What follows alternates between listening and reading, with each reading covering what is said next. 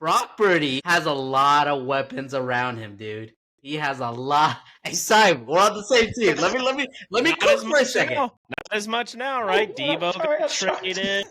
Let's see. Simon, let me cook for a second, dog. He's dying over here. Let me cook. I'm not saying anything about the Cowboys. Cowboys suck. I've had my fun. The NBA season was a lot of fun. Okay, this is where I get depressed. But but listen, Brock Purdy. This is going to be the best season ever.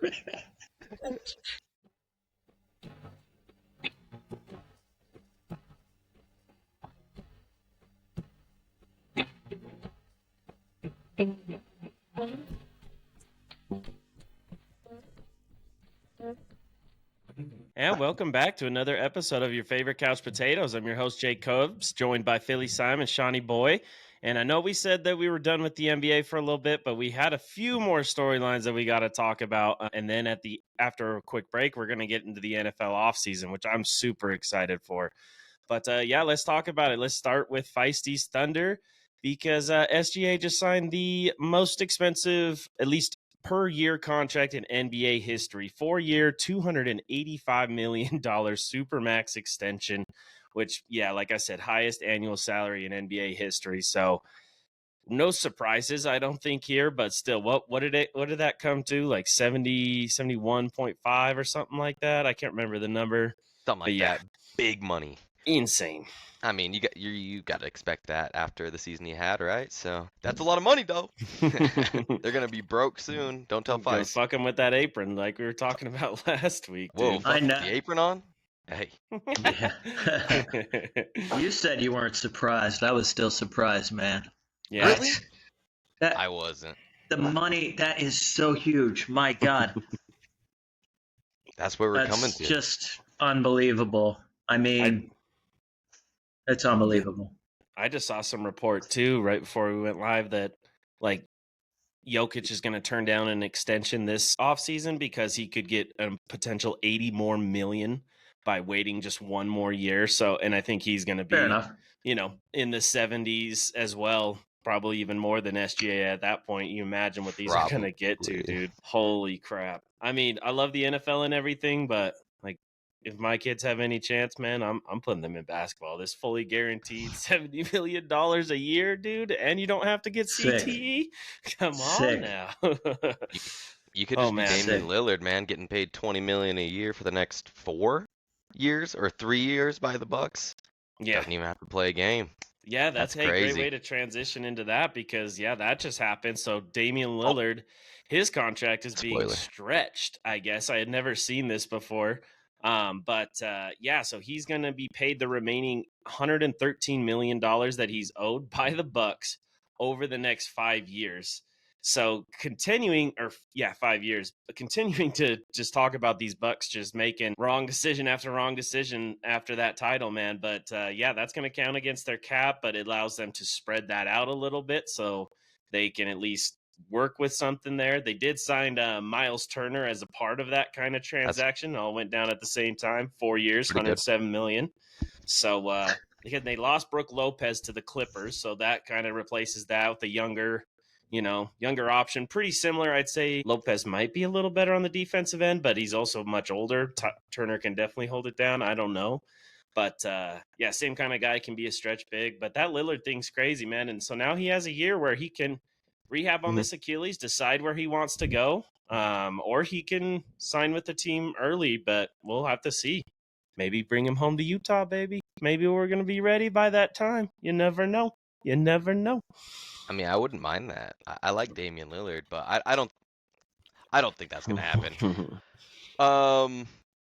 I think this is sick for him, man. What a great opportunity for him to just sit around. I heard he can choose where he rehabs to. Like, he can still use Bucks facilities and stuff, apparently. Oh, really? Or he can pick his own path with that, too. I heard something about him going back to Portland for it. Really? Yeah. I'm sure he's got he probably picked roots his there own forever. people back there. Yeah. Yeah. That's I don't know. That's gonna be interesting. It's gonna be scary for his career how he's gonna be when he comes back, because I mean, he's 33, 34-ish or something like that. That's a huge injury to come back from when you're already towards the end of your career. Yeah, I don't know, man. Someone's obviously going to sign him. He's going to make a lot of money, but Yeah. I don't know if I had a crystal ball. Probably going to go somewhere to a decent team, and won't be the player that he was coming off an Achilles. I mean, at 34. Yeah. Yeah. I heard a lot of Celtics rumors, possibly. I could see that working if they could get him at a decent price. Like you said, so maybe he's going to make a lot of money somewhere. But obviously, Celtics have done what they've done to get under the aprons and whatnot. But yeah, we'll have to see how that goes. Dame actually turns 35 in 7 days. Oh, so he'll be 36 by the time he's playing again.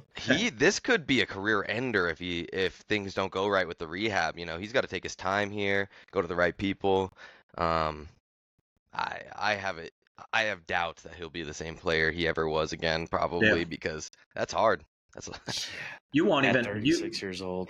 You won't even know. I mean, you'll actually be taking a huge risk. I don't think a team that is risk averse or kind of on the fringe of they really need a piece. I don't know if that's worth it. I mean, obviously you would work him out and all that stuff, but that's completely different than playing games. You know what I mean? I mean, ideally, he might benefit by if his contract was 1 year longer and then he played for the Bucks for a year.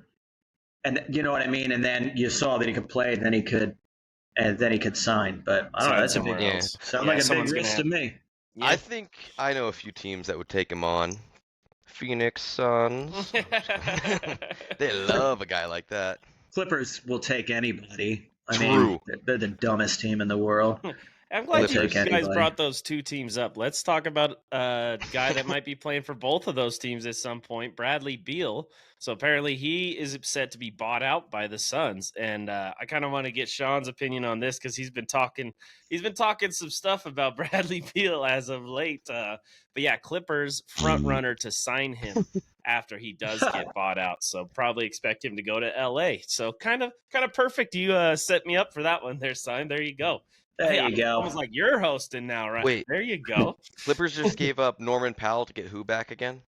Sorry to bring up more spoilers. Oh, there we go. Yeah, let's bring it all up. So yeah, there was a 3-team trade, including those teams. So the Clippers, they got John Collins from Utah. So thank you, John. It was kind of fun to watch you. I know you weren't always there because and there was tanking and stuff going on, but he played more than most, and he's definitely exciting. Kind of knew that writing was on the wall. He wouldn't be a part of this team, but thank you for everything. Good luck in LA. Miami gets Norman Powell out of the deal.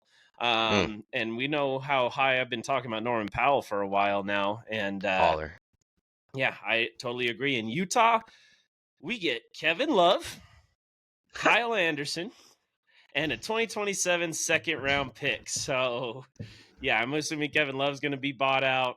Kyle Anderson, I can see him staying on. I don't know. He's a little younger. A lot of people saying basically just getting that second-round pick for John Collins is kind of what we did. But, yeah, so Clippers getting rid of Norman Powell. And then, like you said, maybe bringing in Bradley Beal, help fill that role. Miami gets a good piece, and then so what's your guys' thoughts on all that? I'm extremely low on Beal right now. Like, I don't think he's ever proven. I mean, like, he had great stats in Washington, bro. Like, yeah. I mean, if you're the number one guy in Washington, you're the only person that knows how to play, most likely. So, I mean, yeah, you're going to get a lot of stats there. Then he comes to the Suns. That was a disaster the entire time he was there. Once he got there is when it became a big disaster, actually. Like, it had already been, like, bad after they got KD. They're like, let's get one more. And then it got worse. Like, they couldn't even make the playoffs. I remember saying that with the Suns, man. There's just one ball for all those guys that are really ISO scorers. I mean, they can work off they can all play defense, shoot if they need to, but yeah, they can't play defense, and they're all the kind of ISO guy like Devin Booker of the Suns. like they had a great run when they made it to the finals with Chris Paul. You know what I mean? Because Chris Paul, I mean, he can score 1-on-1 for sure, but he's He moves also the a pass rock. first guy, and he moves the Yeah. rock exactly. So I remember saying that I think that Suns thing would never work with those three guys. Yeah, it never felt like it was gonna work, but it was a headline piece for sure. Shit, man. I don't know. I think Beal's still good, but I just don't see the Clippers being a great fit. Like they already have James Harden. Yeah. Yep. Are they not the same person basically at this point in their careers? Like they've got Harden's just a better passer, better pass, exactly. better point guard. Why would the Clippers need Beal right now, other than the fact that they gave up Norman Powell? I guess that makes a little bit of sense, but it's weird. But even then, like, I mean, sorry, go ahead, Simon. No, that's okay. No, go ahead. I was just gonna say, like, maybe if Beal came off the bench, didn't he end up coming off the bench for Phoenix towards the end? I think he refused to. I thought that was a thing or something, but yeah, I think you might be right. I can't remember because it just they just went to shit so quick. But right. Yeah, well, his minutes were at an all-time low. Okay. His field goal percentage was somewhat down. I mean, I would suspect that he is in the decline, and he's shooting a lot more from. He's not shooting as many twos, so he's kind of trending where the league. You know what I mean? I mean, he's shooting. He's just not getting as many shots as he was getting. I think he could probably still. I mean, you know, it's the NBA, man. If you can score, you can score. I think he can still score. But I mean, for a good team, you know, I mean, he's almost looking at starting to look at 6-man territory right now. To be honest with you, I mean, he's only playing. His minutes are going down, so. Yeah, that's what I'm thinking. That would be a good role the only good role, I think, for the Clippers. I mean, he's been in the league for 13 years, man. Yeah. 13 years. So He's you 32. figure, what is he, 30? What is he? 32. 32, yeah. Yeah. I think that, I mean, I'm looking at his stats now, too. Yeah, Big drop from points per game. Like, he went from 30 in 2020 down to 23 in 21-22. Mm-hmm. And then this year, he takes that drop again from 23 to 17 points. Yeah. I mean, he's going from, like, all-star to, I don't know, like 6-man, like you're saying. I think 6-man could be a great fit for him, honestly. If he can be a spark that can drop 20 and can just score on a dime, which that's who he's always been, that's probably his best fit at this point, if he's willing to just be that guy. I would only pushback I'm going to have with that, and I don't think we should spend all night talking about Bradley Beal and the Clippers, but True. His attempts were way down, though. I mean, his scoring went down, but I mean, his attempts went down. I think by about 6 shots a game, he's trending. You see that, right? Oh yeah. Well, what do you expect right. when you got KD and Devin Booker on the same team? That's what I'm saying. I think he can still. I think he can still score. I really do. But it's the Clippers, y'all. All right, real quick, what do you think Miami gets in Norman Powell? Helps in an open East. He can play. Yeah. So what does that put? Powell, Hero, and obviously Adebayo. I'm kind of trying to think of their other role players. Duncan Robinson, you're right. Yeah. Tim Duncan. I wasn't sure if I heard the Tim first, but I was like, I'll just save him right here. Just Duncan Robinson, good save. Wow, one of those guys. I don't think Tim Duncan's in Miami, no, but yeah, I think that'll be great for them. Obviously, for us, it's a cash dumping move. I think we're under. Like I said, I think I said it in the group chat this morning. Like we're a negative second apron at this point, man. We're getting rid of all the contracts. Lowry, I think you said Sean's the only non-rookie contract we got left. So yeah, we got rooms to move. We got room to move. I'm hearing that Boston's still looking to try and dump stuff, so I'm worried that we'll try and take that on too. But we're just on this buyout frenzy right now. Like, I get it, but holy moly, like how much can we take on in one offseason for not much return? That's what sucks, is that we're getting second rounders here and there. We're giving up a 20-10 guy to the Clippers. Last season he was a 20-10 guy. I mean, John Collins is a good player, but he doesn't make sense on our team. I get it. It was a good move for us too, but to just not keep someone like that. But yeah, someone was saying Danny Ainge may be losing his fastball because we haven't gotten shit back for. Yeah, we need some first rounders for this. Yeah, shit. Colin Sexton and then John Collins, obviously JC, who ended up going to New York, who has officially hired their next head coach. 2-time Coach of the Year, Mike Brown, will be their next head coach. And I love Mike Brown. I was surprised. I remember talking about it on here about the firing from Sacramento. Feels like he's built up programs to back to relevancy. That's why he gets Coach of the Year. And then you just don't win the title and you fire him, I guess. So I don't know. I don't have high hopes for the Knicks and their track record for Mike Brown, but I like this guy. And I don't know. I think Tom Thibodeau could have done it with this team. I don't know that Mike Brown is like, okay, now the Knicks are ready to compete for a title. Although, like you said, the East is definitely more wide open at this point. But I don't know. That's my opinion. What do you guys think about this? I mean, I was a big Tibbs fan. I love how he coaches. I love how he coaches defense. He's a really good defensive coach. I don't know. Is Brown a good Is he a defensive? You know what I mean? Is he opposite? He comes down from the Golden State Warrior tree, so he's it like looks like they're guy. Then it if that's the case, it looks like they're kind of heading in a different direction with that one. I never understood the Tibbs firing. I really didn't. I have no idea why he got fired. So dumb. Maybe we'll hear something about that. You know what I mean? With players and all that stuff. I hate the Knicks, but I love that team. They're close, man. They're close. They are. Yeah, they might just be the favorites, right, in the East. Yeah, they're close, man. After everything that's happened with everybody Cavs, else, I would say. Maybe the Cavs, but they just keep choking. So I mean, exactly. All right, let's move along. Wait, let's talk. I wanted to make one more point on that.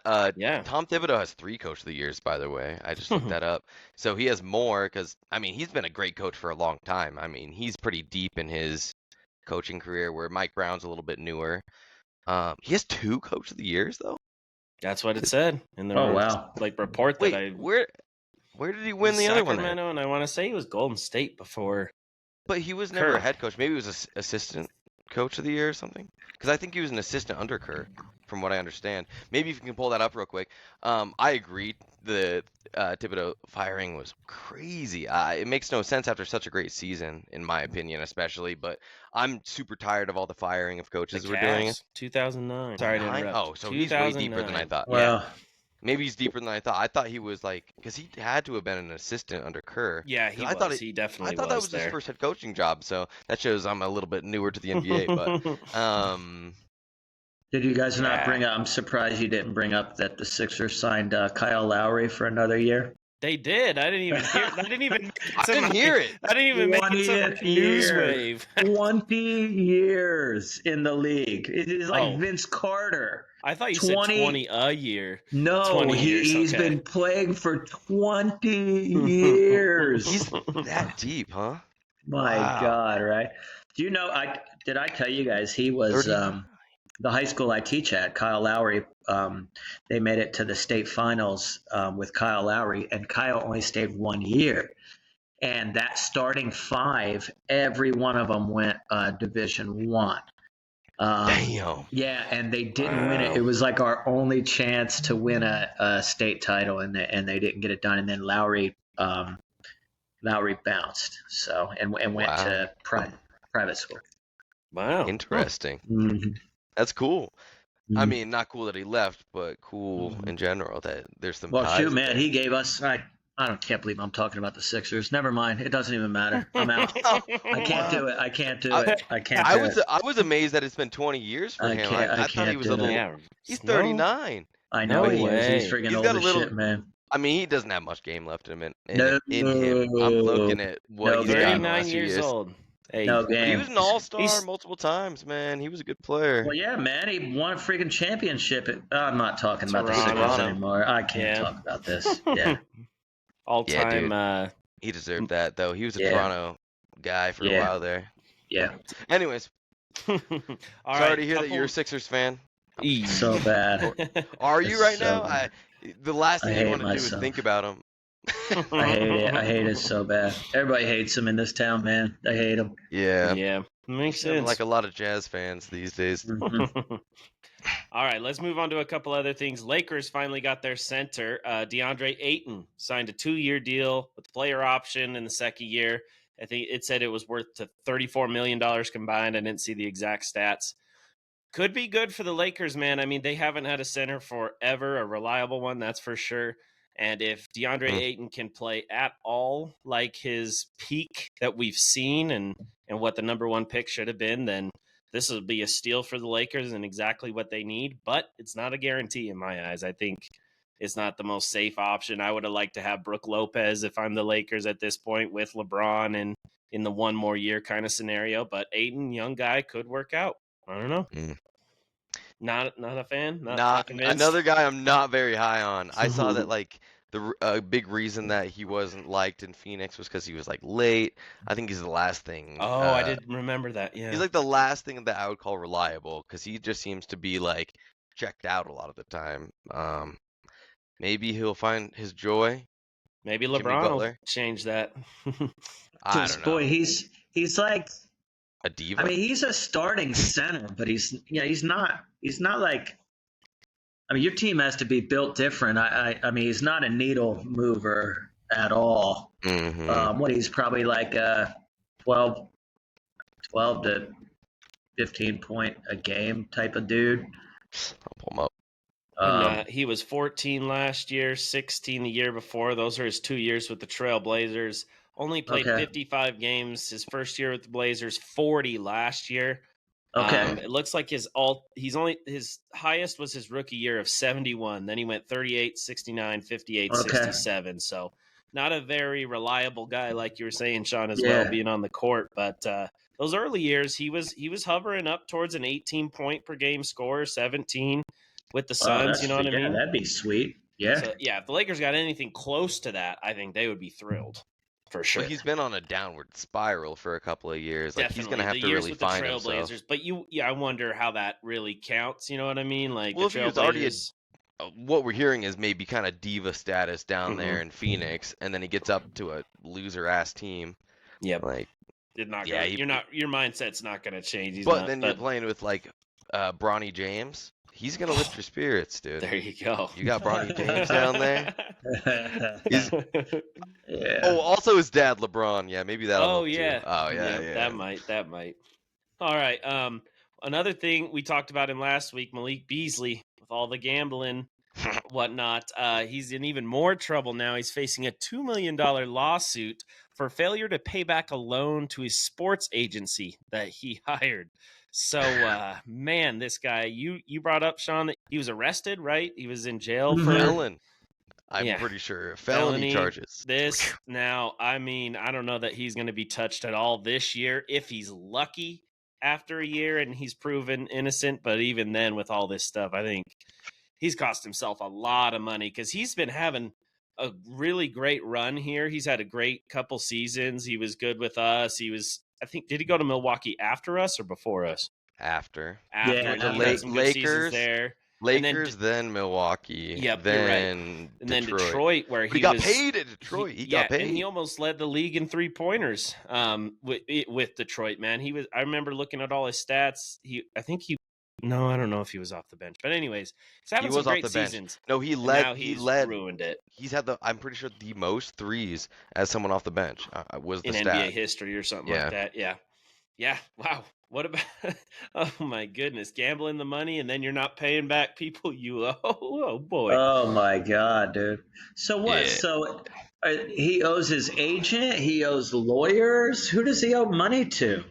I can't say that it's for sure. I saw something online that he owed debts to a lot of different people, but he just went through a phase of his career where he went from a good contract in Minnesota, and then he got a smaller contract to go to Milwaukee, like $3 million, which that's a lot of money. But for a guy that was making probably 3 or 4 times that before, I think it was a down year. But then he gets paid in Detroit.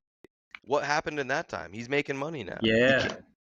I don't get it. if you're having money problems and you're making $10 million a year, his contract's like $60 million right now. Where are you spending it? You tell me. You're gambling that money away, man. Dude, and after all we've seen at this point, like, although I guess his gambling stuff is for Milwaukee, right? What years was that? Do we know? Are you looking anything up, Sean? Do you remember when he was with Milwaukee? Just maybe it was 2 years ago. It was in the last 2 years. But yeah, it was 2 seasons ago. Yeah, he's been on 4 different teams the last but 4 years. he got a $42 million deal with Detroit if everything is cleared. But it was going to be a 3-year $42 million deal. So I mean that's what 15 plus a year. Yeah, Bro, about 15 a year. where is that money going? A 1-year $6 million deal this past season though. But he was on his way to a 3-year $42 million deal this next season. My bad. But I thought that was his last one. My bad. Oh, that was totally on me. No, Okay, he was on lower contracts for a couple of years there. That being said, lots of money. This dude owes people money because he was fucking probably gambling. Yeah. Yeah, he was gambling, man. Definitely. Because I've done a little. I can't read anything about bad investments or anything like that. It's not like saying where's it anything. going? It also said his agent gave him like close to $1 million advance, and he now owes the agent like $2.5 million. Yeah, I think that's the thing I saw for the lawsuit or whatever. Yep. Well, it's like you're broke, but you're gonna sign a contract, and then your agent makes like an investment in you, I guess, and says, "Here, I'm gonna float you, play good basketball," and then he gambled it. And then that money goes, and it wasn't even that much money. Nope. That's boy. Yeah. He put $1 million on black. All right, lost. prediction. Cost him 42. Here's prediction. He ain't playing again, guys. Ever? He's done. I think last time we were on here, I said I think he's probably okay, but then I looked into it a little bit more while we were talking, and I was like, felonies. Yeah, I think I made you a $10 bet, Simon, that he would be cleared. So I think That's looking bad. Simon, you are on the right side of history right there. I need to stop with these cheap ass bets. I lose them all, but yeah. Oh my god. All right, let's finish out one last. Crazy, man. Yeah. That's crazy. Yeah, one he's last done, thing with probably. the NBA. Paulo Banchero, Feist's favorite player in the NBA. He would love this. Just got signed to a 5-year max rookie extension that could reach up to $287 million. I think definitely worth it for him. I mean, he's a dog. I saw something. This might be a good way to end it. Pose this question to you. I saw it today on Instagram. One, you can give your thoughts on just this contract in general. But would you rather build around Paulo Banchero or Jalen Williams, J-Dub, from OKC? My God. Pulling up some stats really quickly. I can tell you one thing really quick. It's 100% Banchero. And this deal totally makes sense. He is 22 years old currently. This was his 3rd season. He's made it to the playoffs twice in that time. And he averaged 25 points, 5 assists, and 7.5 rebounds a game. Woo. That's someone you fucking bet on right there, bro. That's someone you put a lot of money on when they're 22 still and build around for sure. So I totally take that. And yes, I think I would take him over J-Dub currently. We'll see. J-Dub could also be that kind of a guy in no time. Yeah. Who knows? Hey, it's also about value though, because I mean, you gotta make wise investments, and if Banchero is going to cost you like $1 zillion, and then J-Dub is, you know what I mean? Like you gotta weigh what's best for your team. You know what I'm saying? And the Thunder are going to have to be on a budget soon. Like, that's what I'm saying. Yep.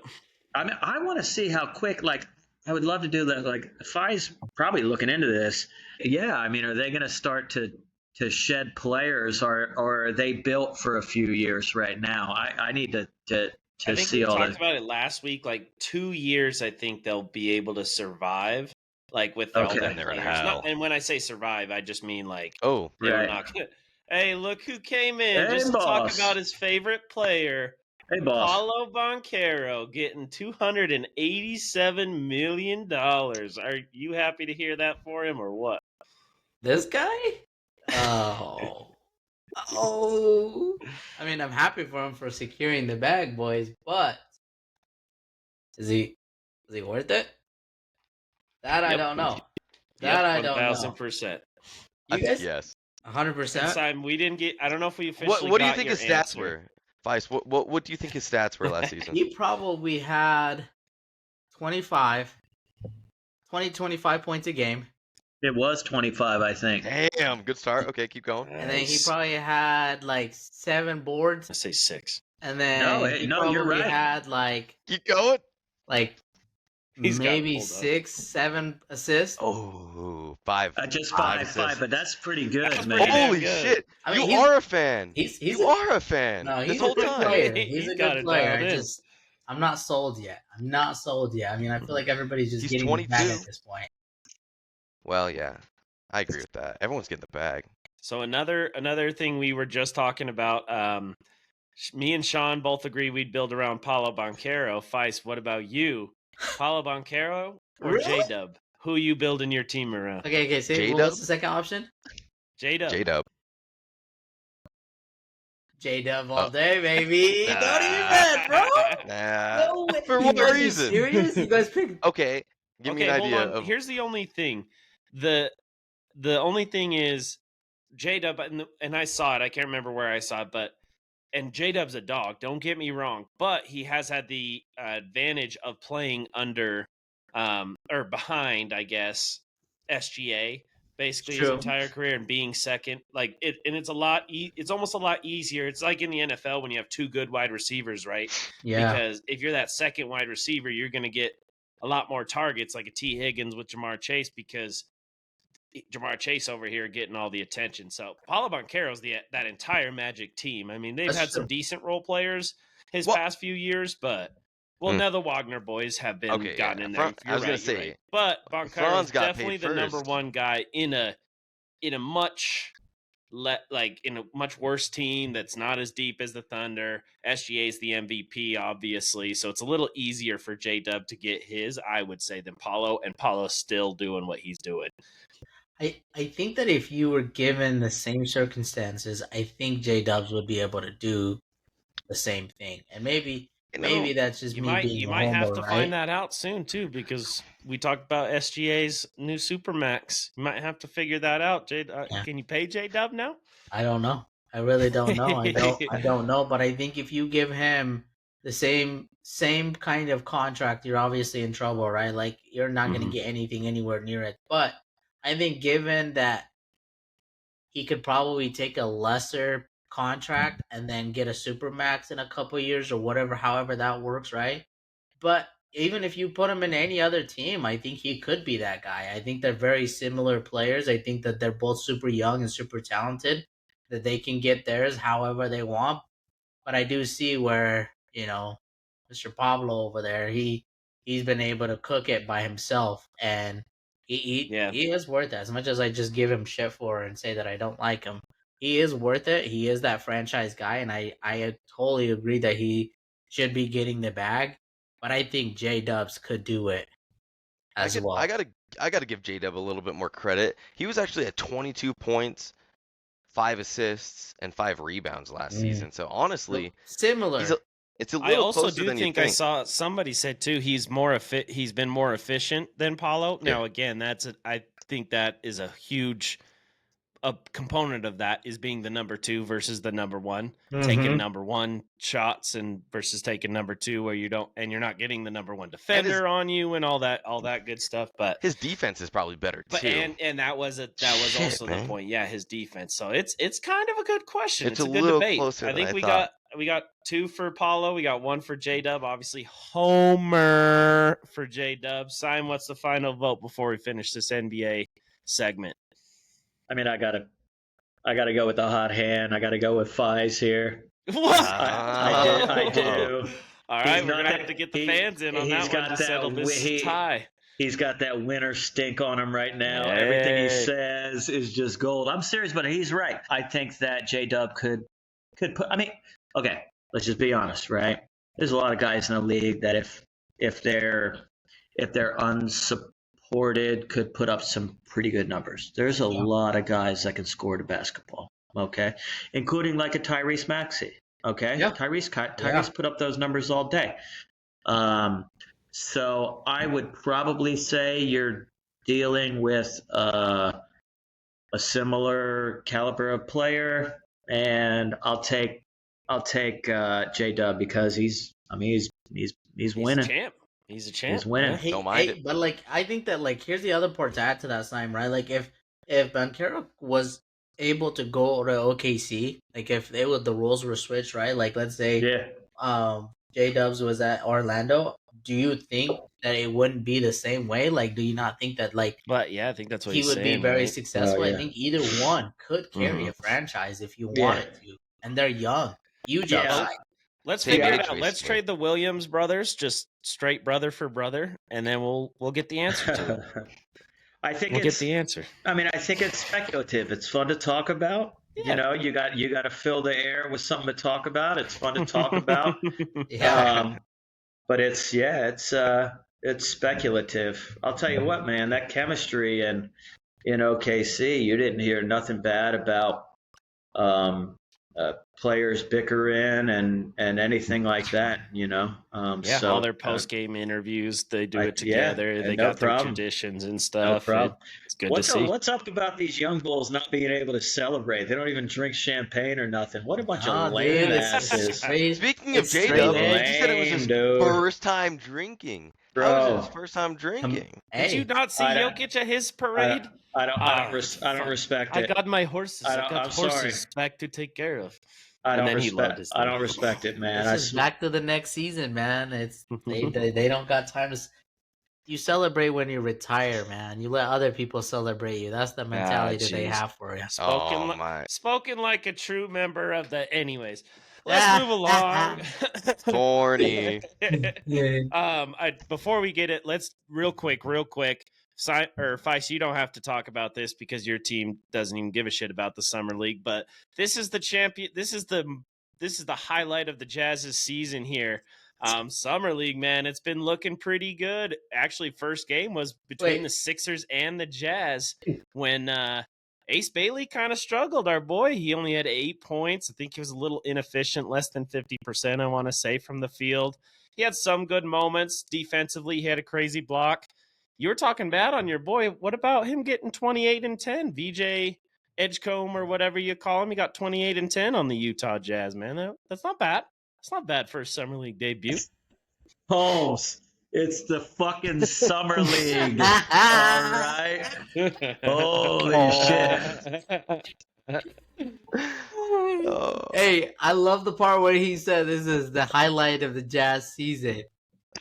Hey, we're going for it, bro. We're going for it this year because second game, man, Ace Bailey definitely delivered. I believe he dropped 18, over 50% from the field, hitting some threes, hitting some dunks, doing kind of a little bit of everything, offensive rebounds. And then our boy Bryce Sensabaugh dropping a SLC Summer League record 37 points. All-time record. Nobody in that league has ever scored more points to beat the Grizzlies on a crazy last-second shot that almost went to overtime, but dude KD'd it. Total was on the line, so the Jazz win. 2-0 playing tonight before we go to Vegas. But, it's a little different when, 80% of our summer league roster is also playing legit minutes on our NBA team. So it might be a little unfair for the Utah Jazz, but hey, let's freaking go for it, man. Why not? I want to be summer league champ so bad, dude. We have starters on the Jazz that are getting more minutes right now in the summer league, right? Like, gross. Hey, Feist, do you have a gun? Because I want to shoot myself in the head right now. I got you right here, brother. Sounds like we're celebrating the little. Hey, when you're here's what I'm gonna say. Because I'm a winner, right? Here's what I'm gonna say. I'm a winner. You gotta celebrate the small things when you're a loser. Okay, let them be 2-0. Let them have the Vegas. I actually went last year to one of the summer leagues. Ask me how much of it I paid attention to. How much? 0. What were you doing? I was there. Watched maybe the first Vegas. quarter. What do you think he was doing? I went to go watch Bronny, actually. That was a lot of fun. But, come on, boys. It's a summer league. He was just searching for LeBron in the crowds the whole time. He paid no attention because he was fiending for a signature. All right. Well, let's see what happens in this summer league, man. I think the Jazz got a good shot. We're already resting our boys, getting ready for the Vegas summer league because we already got this shit handled, So let's see if we're winners too, buddy. Let's see if we're winners too. So how long does this summer league go for? So there's a couple different summer leagues that they're this is preseason summer league as well. So is this? Are we gonna have? I would love. I really think it needs to be a part of the show, right? Just a summer league segment. It needs to just be a. Yep. We'll keep a segment. We'll keep an eye on it for sure. All right. We'll keep an eye on it. All right, let's take a quick break, and then we're going to get into the NFL, where the guy who says he's a winner, I don't know if you could see what jersey he's wearing, but he won't be singing the same tune in the NFL episode. So stick around for that, and we'll catch you on the other side.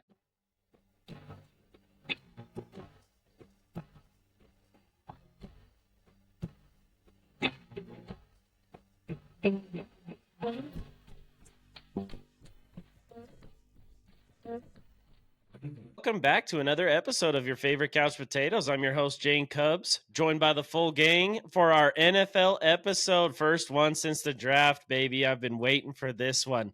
Let me introduce the crew. Obviously, we got Feisty, Burned Fan 98, Philly Sign with Shawnee Boy along as well, man. And I am excited to get into it. Let's start with what Sean's wearing, the Utah Utes, baby. We are getting into a new season, obviously a bummer of a season last year, all kind of because our quarterback got injured again, Cam Rising, who is now officially medically retired from the game of football due to that hand injury, actually, that he suffered on that Baylor game, getting pushed out of bounds, hitting a water cooler. What a crazy way to end your career, an up and down career for sure. But when he was on the field, man, he was a dog. I mean, we almost beat Ohio State. If he was on the field the entire game in the Rose Bowl, we just might have. But could never stay healthy. We had that whole season without him. And then this couple games, he was 7 years into a college career. So I would say it was time to call it quits. Do want to say thank you, Cam. It was a fun ride. Definitely a lot of great memories. Beating USC will be one of them. Beating Oregon in the Pac-12 championship was definitely another. And beating USC in the Pac-12 as well. But man, what a great career, and good luck on everything else. It was a fun ride. I was just gonna say, I think he was a great player and all, but I think they just ran out of bachelor degree programs to put him into after how long he had been there. He was just he had done it all, he really had gone to school for a while. It was 7 years, you said? 7 years, transferred, I think, from what a baller, Texas.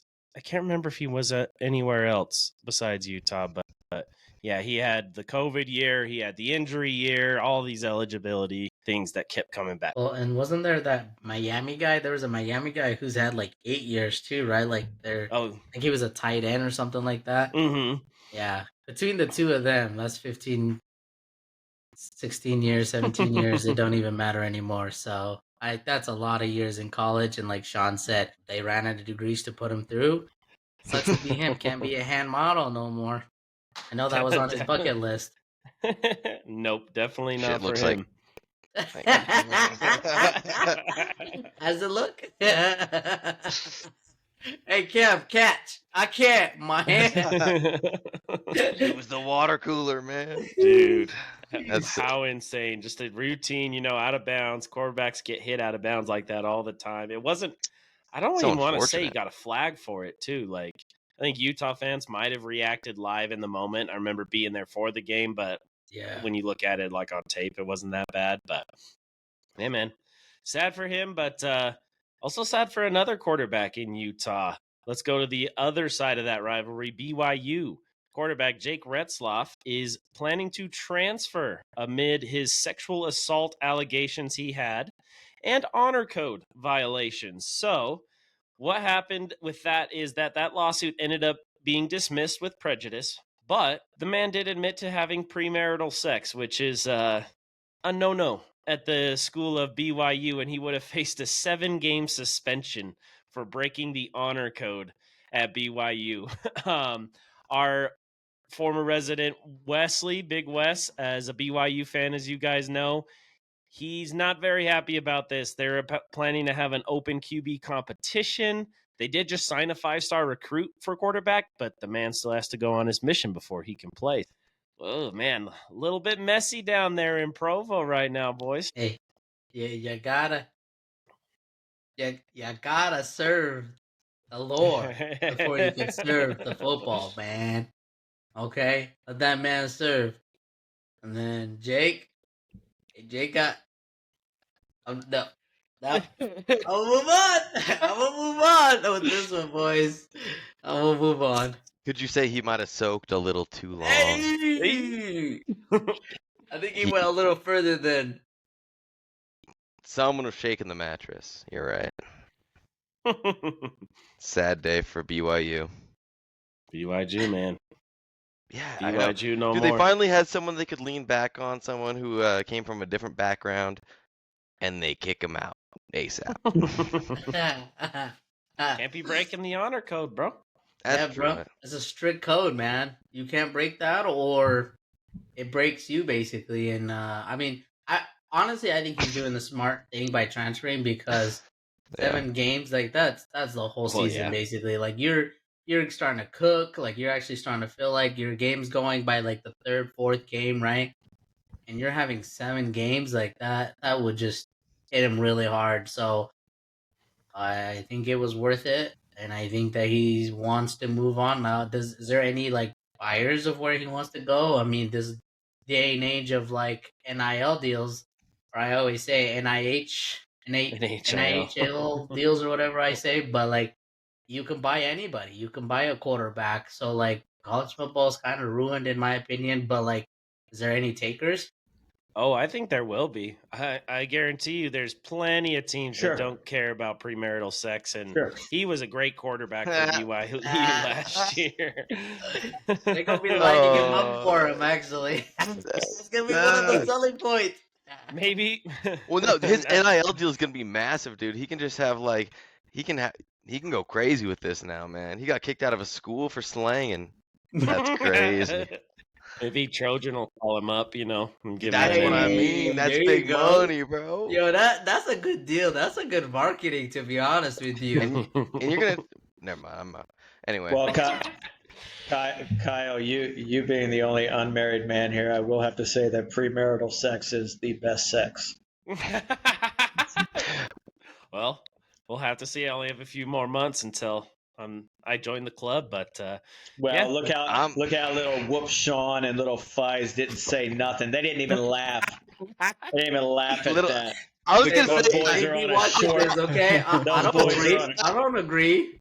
Yeah, I know you don't. Yes, because somebody's off screen watching you right now. And then Shawnee has to do like little errands and stuff tonight. He couldn't even start on time for his freaking his wife's mom. He's a weird dude. Shots fired. Man. Shots fired. I was just gonna say, I'm so Mormon. I'm waiting for second marriage before I have sex. So he's got to lock in. He's got to lock in. I think Jake got to lock in. That's a lot. Yeah. Got to lock in. Yeah. Yeah, he'll have plenty of suitors. I did see that he hasn't officially entered the portal. They had Big 12 Media Day today, actually, and Sataki came out and talked about that. But yeah, they're planning to have an open QB competition. There's no way he's coming back, and he played well enough. There's going to be some team that needs him, even if it's not a big school. He's going to be able to. I don't know how much eligibility he has left, but he can go to a program, play well, and then some major program, I'm sure, can pick him up maybe the next year. But I know it's not the sexiest of topics, and I'm not. This is not vulgar or anything, but I work with a guy. He teaches PE, but he's also the one of the football coaches at Westchester University. So he works for our school, and then he goes and he coaches in college. And he says the problem with the portal and the NIL is that these schools like Division II and Division III, they don't have the resources to have somebody do all the research of how many players enter the portal. And so it's a living hell for these coaches and stuff because you don't have the staff necessary to figure out who the good players are and who the good players aren't. Okay, so the well-funded Division II and Division III schools actually will hire people just to look at the portal all day and see what's happening. Now, and we know even Division I programs are overwhelmed by this. Okay, we've had coaches that have just, you know what I'm saying, have flat out quit because they're like, I don't have time. I don't have time to do this anymore. I think Coach K saw the writing on the wall. Nick Saban. Nick Saban. Yep, Nick Saban. I can't believe I can't remember his name. Villanova coach. Help me. Basketball. Jay Wright. I've heard him interviewed, and he's out because of the portal too. So all I'm saying is Division II and Division III schools completely overwhelmed, not able to find the talent that they need to run good programs. A lot of players themselves falling through the cracks, talented players that decide to enter the portal. They never get picked up because people don't have time to pick players up. Well, and to add on to that too, like the other part from that is, I think that they were saying that it will cost you $1 million just to get a 3-star, 4-star like athlete. Like it costs you $1 million. Like that is insane to me. And I've been very adamant about this. I've hated the NIL deals. I've been a big against it. Like I get that players should get paid for their name and likeness and stuff. But there's got to be a way so that everybody can compete and everybody can eat, right? Like you look at these schools that have big, fundraisers that these donors are sending in all these tons of money. Ohio State, and I'm not gonna disagree and kind of be about Ohio ignorant. State, even though you got all the money in the world. That's what I was gonna say. They beat you. Okay, but here's what I was gonna say. Nobody wants to talk about that, Jacobs. That's over. Okay. I'd love to talk about it. But Oregon, right? Like those guys above me, they're a big Nike group team. Like anything you want, Nike will provide for you. But Ohio State alone, their roster cost them $20 million. I don't know how much Oregon was. It's probably, if not that, more, right? But it has come down to a thing about who can afford what player. It's almost like, I think you've said it, Jacobs, it's a free agency. It really is. You can go grab a player. If you can pay him the most money, you can give him the most lavish life, then you're going to get that player signed with you. It's no longer about, in my opinion, I feel like it's no longer about the love for the sport. It's about getting yours. Like people aren't out there. I have a different opinion. I'm sorry, Sean. Go ahead, man. It's okay. Can I bring this up? Okay, I've always been pretty pro they should get paid. So I have a very different opinion on this. But I think that there's a point to be made that there's always been under the table stuff going on for these top recruited Reggie teams. Bush? Is it my question is honestly directly to Simon? Is it worse?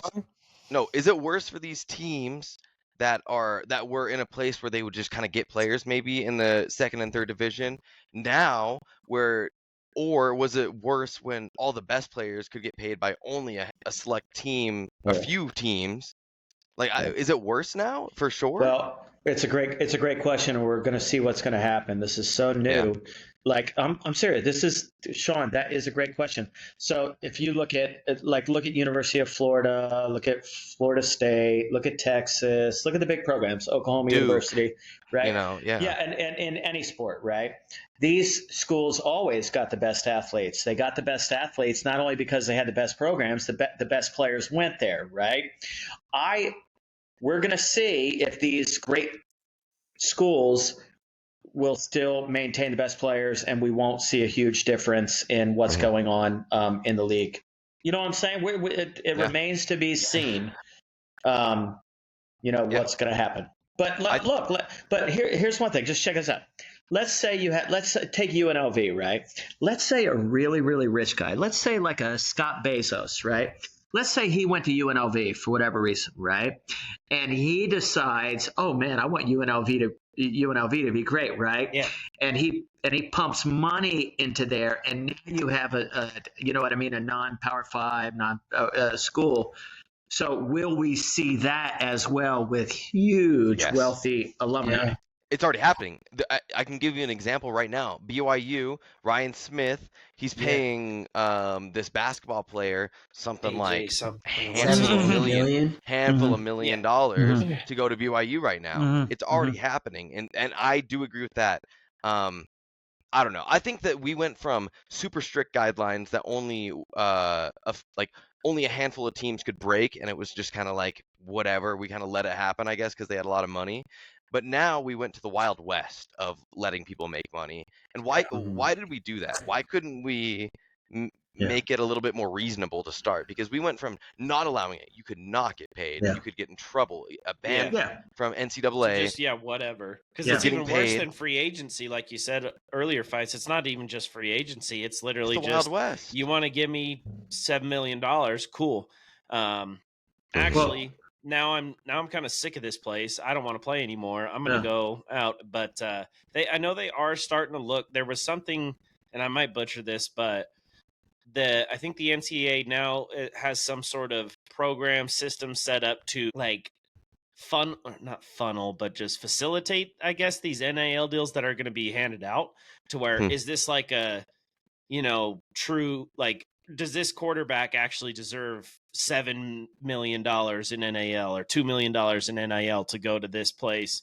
Like, is someone just overpaying? Is some donor just coming in and trying to boost up their thing? But at the same time, that's going to create so much problems. Like, you're going to get sued right back from that if you say no, like, no, this quarterback isn't worth this, or this wide receiver isn't worth this, because you are worth what anybody's willing to pay you. Right? That's what you're worth. If someone's going to pay you that, then someone's going to pay you that. So we're starting to get towards, like you said, Sean, that was perfect. We went from the strictest to the wild, wild west. And now we're going from the wild, wild west, trying to get back to some sort of, you should have never done that. Actual medium that makes sense. Can I add to this, please? If you know how this happened, and I bet you all do, this was a Supreme Court decision. When the Supreme Court, I'm a freaking AP government teacher. If the Supreme Court, we have a conservative court, and they made a ruling that basically said you can't deny an 18-year-old the right to earn as much money as they want to earn.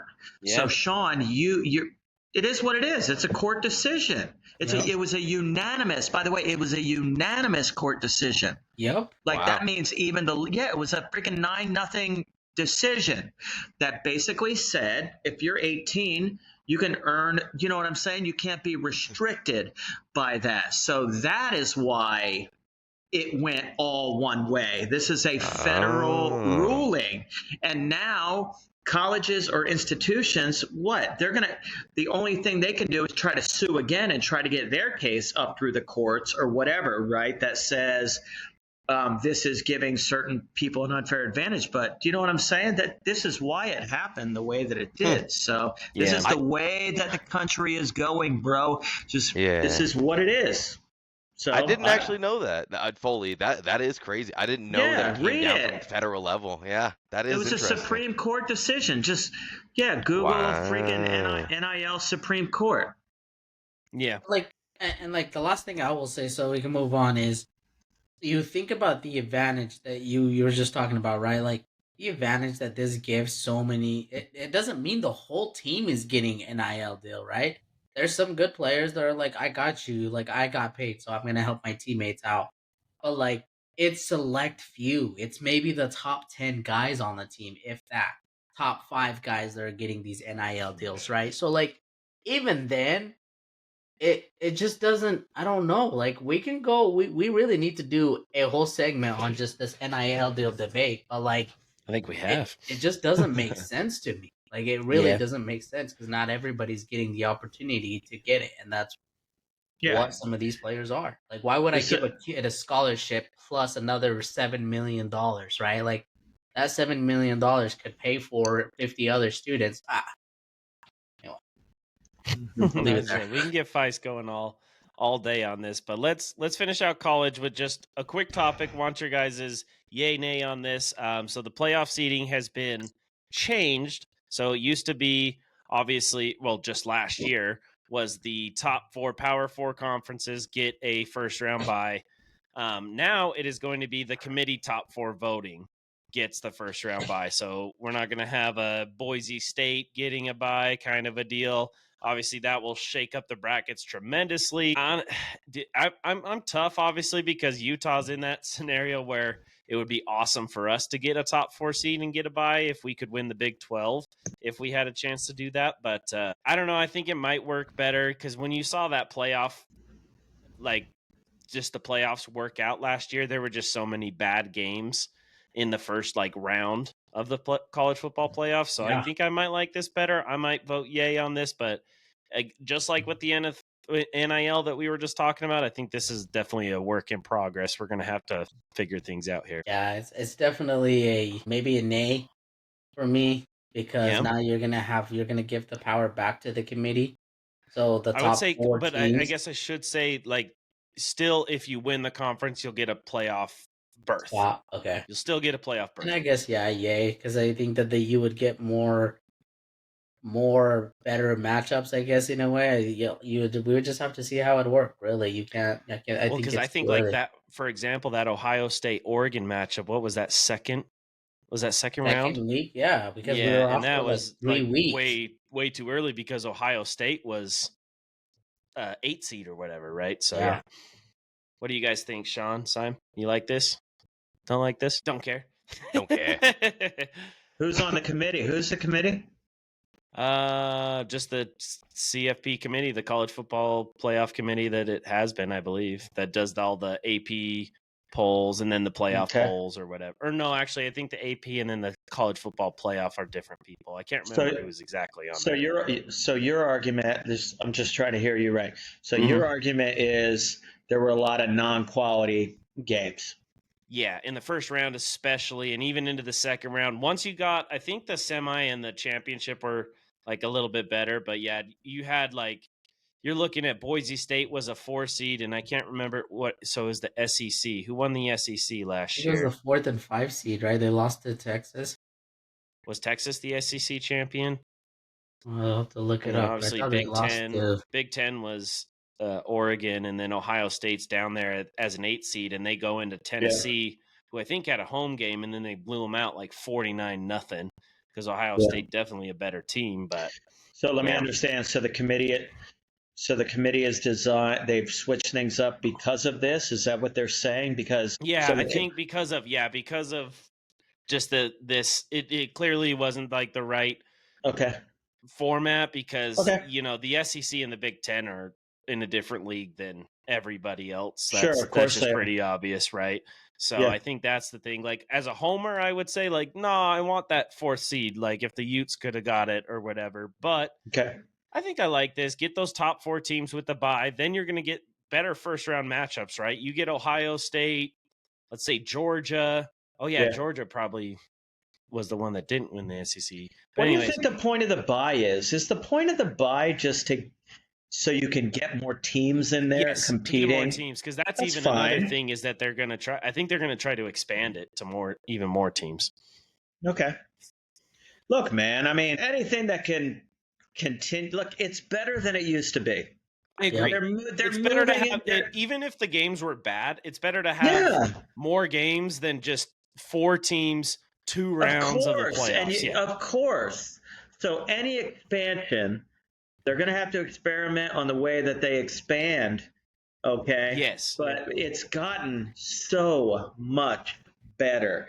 The snubs, okay, and even the people that bitch about conversations, even the people that bitch about the people that even bitch about the snubs now, we're able to say, look, man, we've included a lot of teams in this. You're pretty low on the pecking order here. It has gotten better. And whatever they can do to make it better, let's see.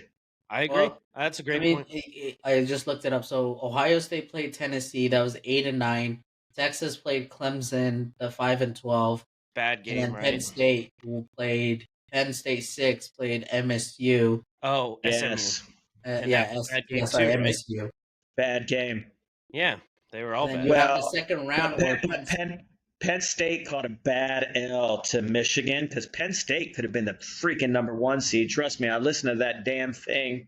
I was pissed off. Penn State blew that game, and then you've got a freaking same thing with Ohio State. Ohio State should have crushed Michigan, but they couldn't beat them, and then they were down to an 8 seed. And Penn State was a really, really good 6 or 7. What did you say? 6 seed? Who was it? Penn State was 6. Penn State. Yeah, they were a good football team last year, man. So Boise one State, of their that's best. who they played and got killed by. Mm-hmm. And then Texas, Arizona, that was the close one where Texas pulled out. Dude, Penn State was a couple plays. In my opinion, Penn State could have been a national champion, man. They were a couple plays away from being either the 1 or the 2 seed. Legit, man. That was a hell of a football game, man. Yeah, yep. And that's like back to the NIL. They got some big donors at that team, man. At that school that will definitely continue to pay. And they're picking them up in every sport, Kyle. You're going to see Penn State has a lot of money. They have a ton of satellite schools all around Pennsylvania as well. They got tons of money. They're going to be getting better in every sport. You're going to, and they just picked up the number 1 hockey recruit as well. The number 1 pick, Penn State just paid him to go to their school. So Penn State is. It's interesting you say that, Kyle. Penn State's making moves. You're going to see Penn State popping up in all the sports. You may even see them popping up in basketball soon. I'm just telling you. I'm not saying it's going to happen right away, but that school has a lot of money, deep pockets. Yes, they do. Yeah. All right, let's move into the NFL, boys. Time to talk about I would say, the greatest league in all of sports.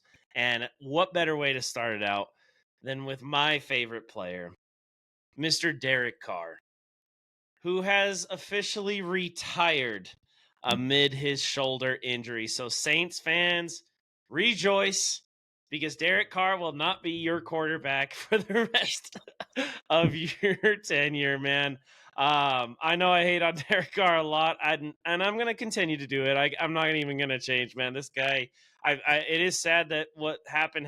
It's a weird situation that he did that. Like, I feel like he could have rehabbed it. He actually ended up giving the Saint, like he left $30 million on the table by retiring.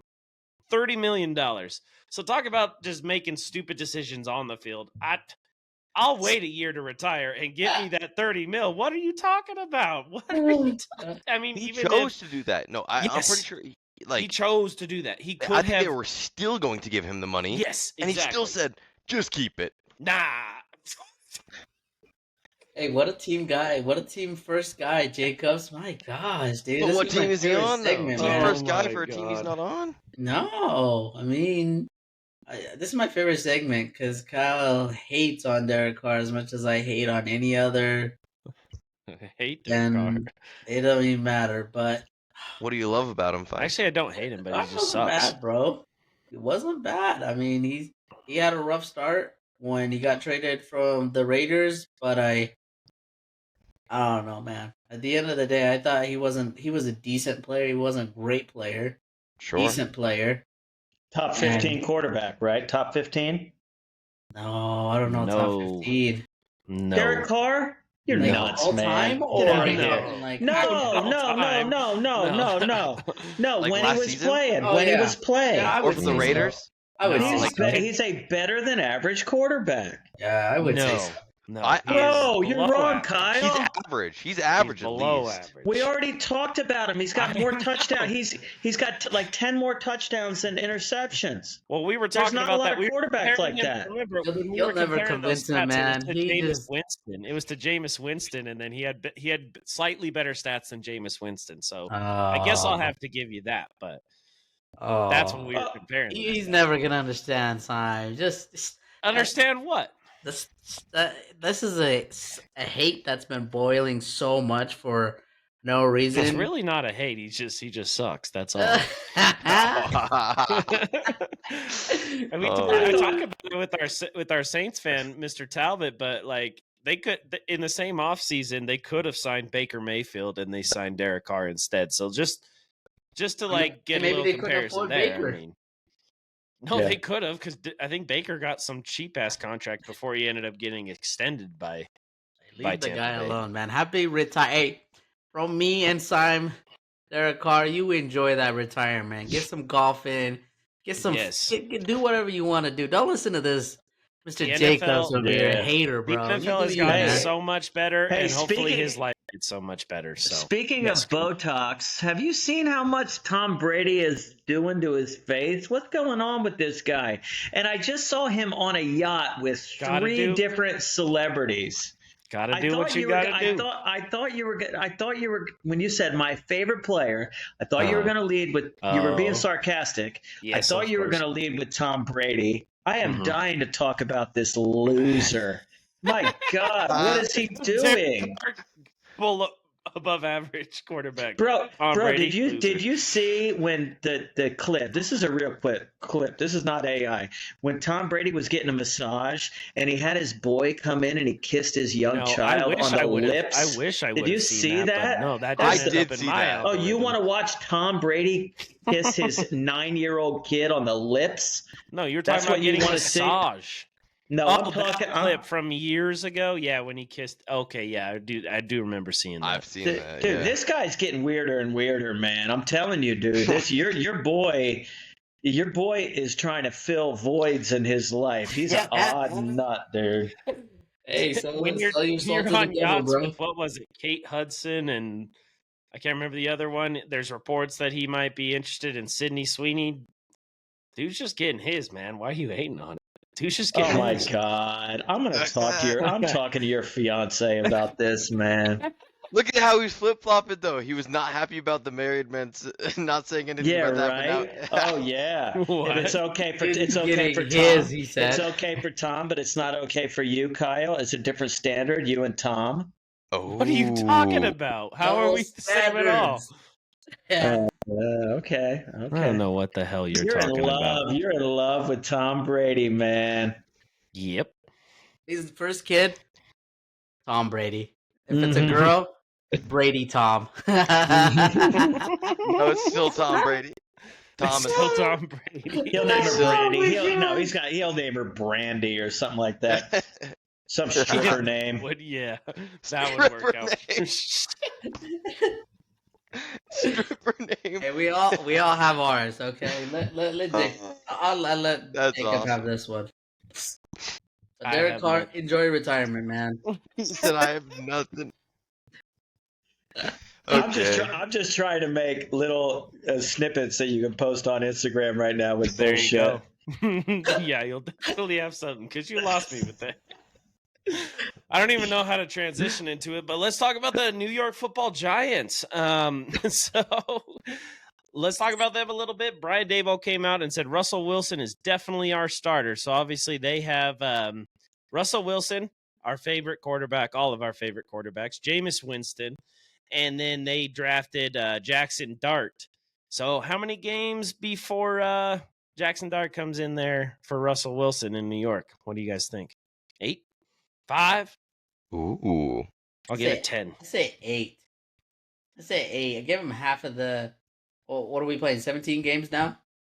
Yep. Give him 8. I think he does well the first 4. I think he struggles terribly the last 4, and I get him out.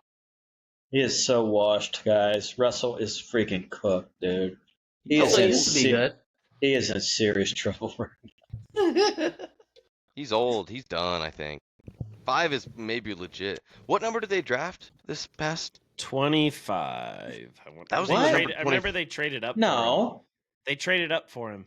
Remember they traded back into the second round to get Jackson Dart. Was that right? Yeah. So they had who did they Okay. pick with their top pick? Oh shoot! Now I'm forgetting. It's been too long. I'm really forgetting has. I too. think they picked a defensive line. Somebody on the line. Abdul Carter, right? Oh, duh. Yeah, Abdul Carter, Oh, number shoot. 3. Yeah, from Penn Nice State. pick. Doy. That's right. Doy. Penn Yeah. State, big money. Nice pick. Mhm. Big money school. Big right money. there. Number 11. Big marketing. Number 11. And they got Scadaboo. They got Cam Scadaboo in the 4th round out of Arizona State. I think that'll be kind of a steal. They might have something, but Shit. Are they brewing? they're in the Oh, NFC my East. They don't God. have a chance. They don't have a They're chance in that horrible. NFC They're East, bro, so- horrible. Wait, No. who's up in there? Wait, remind me, who's in that division though? You and Feist and the Commanders. Oh, that's right. Okay, yeah. Yeah, I don't yeah. know They got no chance. I don't They have them got- all memorized yet. Okay. The only thing that they're gonna be cooking is another player to their rival division Oh shit. team, dude. Yeah, you might as Giants well are the put worst. Dart in there at some point, right? Though, like Russ isn't going to be able to beat those NFC East teams, Nope. even if he No. has a good season. Let's say, like He's if a he plays stopgap, well, man. but yeah. He's a stopgap. They ain't winning dick with him. Yep. All right, you know who's winning a lot of dick these days? Nick Sirianni. Because he just got a bag. Simon, I don't know if you have any insider numbers or anything, because all I saw was he got a new multi-year deal with the Eagles. No surprise. And I think at least Philly fans now, because I remember everybody was kind of pissed at him for yelling at the fans and doing Nick Sirianni shit, but I think everybody can get behind the fact that this dude knows ball. This dude knows how to coach men, lead men, and is a winner, proven winner, obviously. Yeah. So I think Philly fans are definitely excited about this. Yeah, I mean, myself included, I was hard on Sirianni as well. The second year when they got shellacked after they made the Super Bowl, then they got shellacked by Tampa in the first round. The team fell apart. And everybody thought he was going to get the axe, including me. I was calling for the guy's head. And my God, this guy, for whatever reason, I have no idea why it works, how it works, man, but he is worth whatever Lori's going to pay him. He's worth the money. Trust me. This guy, and they thought his relationship with Jalen was broken. That was obviously overhyped. It's looking good, man. Look at your wide receivers too, right? I think I've heard a lot of people say it, and it might not be as big of a deal, but I think it kind of means something. The two guys that poured the Gatorade on him at the Super Bowl were A.J. Brown and Devontae Smith, right? Yeah. And they took a completely different role. So me and you have had these back and forths about A.J. Brown, and it's all in good fun. I still think A.J. Brown's a dog. Please trade him to New England, and we'll let him be a true number one. Bro, he's top 5 easy. Yeah, okay. He's top 5 all right. easy. We'll table that. But what I'm saying is they definitely we're putting everything on Saquon. At least, what the majority of this team, at least the offense, is going to ride through Saquon Barkley, as it should, because we saw how freaking awesome Saquon was and what it opened up for everybody. But that takes sacrifice, right? That takes sacrifice from those wide receivers who you can argue definitely got 2 bona fide number ones who are going to get less stats. They're going to suffer. They're all pros. They're Pro Bowls, whatever. So, and that's a guy that gets those guys bought into what they can do if they can win. So I think that's a testament to Nick Sirianni. It's the hardest sports town in the world to play. And this one, I say this town, Dallas, New York, these are LA. These are the hard places to play in, man. And he is making it work, man, with a lot of egos on that team. He's making it work. I saw there was something you had to say, and then you looked like you choked up a little bit. You couldn't say anything good. All I got to say is I totally agree with Simon. Like, if I was a coach and if I ever became a really good coach, I would hate to coach any team in Philadelphia, dude. That is a tough market. Yeah. I mean, I think Nick had every right to bash back at fans because those fans are dickwads, dude. Like, they are they'll burn up the streets. They're just as bad as Dallas Cowboys fans. They're just as bad as any New York team, any LA team. Like, those big supermarkets, you gotta show out, dude. And I think he's doing it. Like, he's proven himself, and I think that there were that concerns about where we were like, him and Jalen aren't working together. He may be gone, and then they turn around and you get a chip. And so it's like, if it ain't broke, don't fix it, right? Yeah. You can't. You got to re-sign him, man. I mean, he can name his own price after he wins the Super Bowl and he's been to another. You can't disrupt. We got a shot. Everybody in this room knows we got a shot at winning another one at least, right? Oh, yeah. I said a shot. I just said a shot. If you look at the odds, you got to be the favorite, right? I mean, you still got favorite, crazy defense. You got your O-line. You got Saquon signed to more. You got Jalen signed. Yeah, you guys are good. All right, let's talk about your guys' other favorite team, the 49ers. So they've been paying some people. They paid George Kittle 4 years, $70.6 million deal, $40 million guaranteed to become the new highest paid tight end. I think this would be a pretty quick, easy, definitely deserves it type of thing. I think Trey McBride was the previous highest paid tight end this offseason. George Kittle's George Kittle. He's the closest thing I've seen. Bring back Patriot stuff, but he's the closest thing I've seen to Gronk. Gronk, freaking Twitter shit, but to Gronk, and because he can do both. Like obviously, and I'm not trying to take away from Kelsey because Kelsey's a dog, but Kittle can do both. He's a big dude, and he can run routes, and he can catch contested things, and he's a dog. So this is definitely worth it, being the best or the highest paid tight end. And after, getting rid of a bunch of dudes, they're paying some other dudes now. So they're sticking with their core there in San Francisco after this. Yeah, as much as I fucking hate the 49ers, the Eagles I hate the most, the 49ers are right there. Like, this is the smart move by them. I honestly pick Kittle over Kelsey any day of the week. The only reason why Kelsey is a better player because he gets a lot more target. There's less weapons from Mahomes. Mahomes creates his own weapons, right? But like his big target is always Travis Kelsey, right? And so to me, I think that this is a no-brainer. You get George Kittle. I really like his personality. He's a fun guy. He's a team first guy.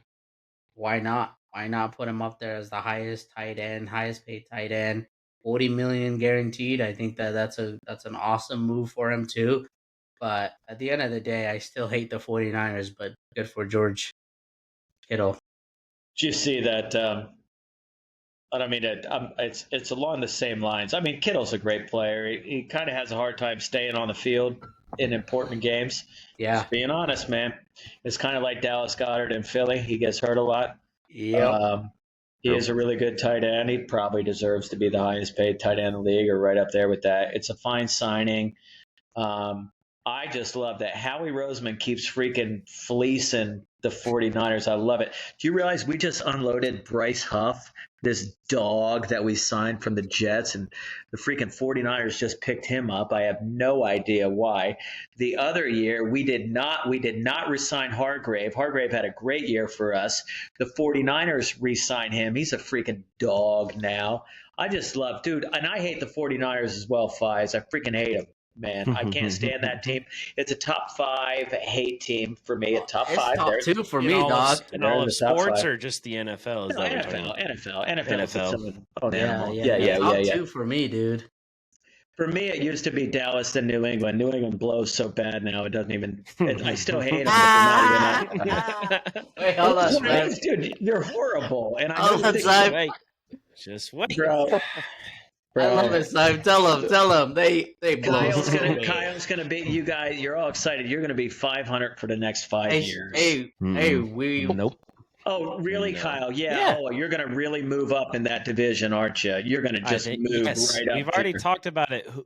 We're not gonna win the division. I've said that. Not even close. Yeah, but what are the Jets? What are the Dolphins? We're the clear second favorite now in AFC East. I'll give you the Bills for a few years, but with the moves we made, we can get into that if you want to, but I wasn't trying to, but you called me out. So if you're ready for it, you still think we can do it. You still think that Milton Williams signing is good, dude? He's freaking average, dude. Don't even get excited about him. He's just an average player. You guys overpaid that guy. He'll really be pretty good next to Barrymore, man. It'll be Whatever. the same kind of I watched him forever, man. Trust me. I don't mean to bust your bubble. All I gotta say is clip this. And then in the middle of the season, one of you guys is getting clipped. That's all. Go ahead, man. Clip it, dude. That's all I'm saying. One of you guys, and I will happily do it. One of you guys is getting clipped. Yeah. And as much as I love you, Jacobs, I'm on Simon's side. I love to see it, baby. Let's go. Be in that 500 with me, baby. Man, we really did a number on you guys. You got 6 Super Bowls, bro. I'm gonna say, shut the fuck up. We must have done a number on you guys because this is crazy. I don't even know. The hate is strong. I love how dude, bro, you better freaking team up with Sean because me and Fies are on the same page with everything now, man. Hey, Sean. Hey, you're a Philly fan. I don't need nothing, okay? I don't need no teammates. I got this. I fully believe in what we got. We're gonna build.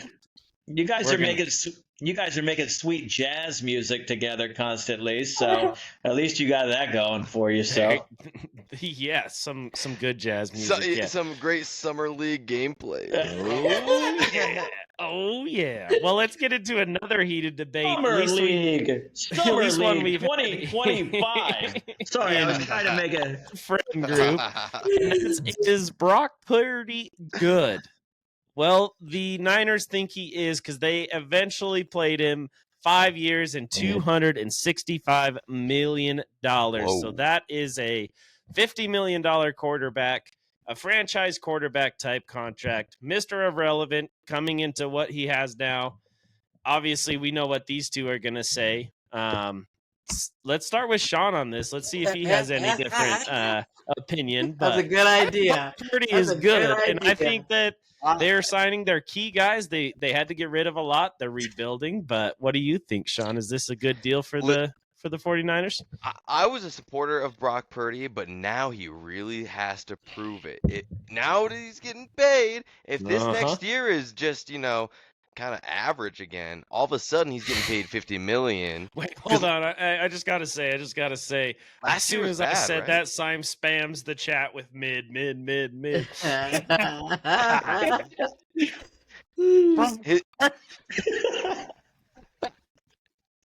That's good. That is good. I called him average. I did. That one to you. I called him average. I think he's Brock Carr right now, man. But was Derek Carr getting paid $265 million? Derek Carr got paid pretty well. Yeah, he got paid, bro. He got paid. Maybe was not it that expensive per not per year? No, not per year, but over his career, he got paid pretty well. Oh yeah, no, but he was pretty good for the Raiders. He just never delivered for the Saints. Anyways, okay. That being said, he's got to prove himself now. As a Brock Purdy supporter, this could be damning. If he gets fucked this season, if he plays bad, he's done. He's going to get hate for the rest of his life, and he's going to be downhill from there, All right, now up to those guys. I got it now up to those guys. I do got to say, from Mr. Irrelevant to get this contract is pretty insane. At that, how many Mr. Irrelevants had made – combine all the Mr. Irrelevants to make that, that contract he just got. So he might be the most successful last pick of the draft. But anyway. Oh yeah. He played good, but now he's got to prove it. Go ahead. Yes, sir. Go ahead. Brock Purdy ain't good, bro. Here's your choice. You have Jaden Daniels. You have Brock Purdy. That's not fair. What? Or you have CJ Stroud. Who are you picking as your franchise quarterback? Where are you getting these quarterbacks from? Why did you just lump those three together? Just saying. You have those three quarterbacks. You have Tom Brady, Patrick Mahomes, Brock Purdy, or Derek Carr. Who are you taking? Derek Carr. All day, bro. All day. All day. All day. All I'm saying is, I've said this over and over again. Tom Brady, Patrick Mahomes, Dak Prescott, or Brock Purdy. Ooh. Guys, I gotta shut my mouth, dude. Hey, let's stay on the same side, Simon. Let's stay on the same side, okay? Here's where I think, Sean, I really do think, Sean, what you said is 100% correct. This is a prove-it year for him. He got the big bag. I've said this about Dallas Cowboys and Dak Prescott. You give him big bag, what does he do, right? This is a prove-it year for a lot of players. But Brock Purdy has a lot of weapons around him, dude. He has a lot. Hey, Simon, we're on the same team. Let me cook for a second. Not as much now, right? Devo got traded. Let's see. Simon, let me cook for a second, dog. He's dying over here. Let me cook. I'm not saying anything about the Cowboys. Cowboys suck. I've had my fun. The NBA season was a lot of fun. Okay, this is where I get depressed. But listen.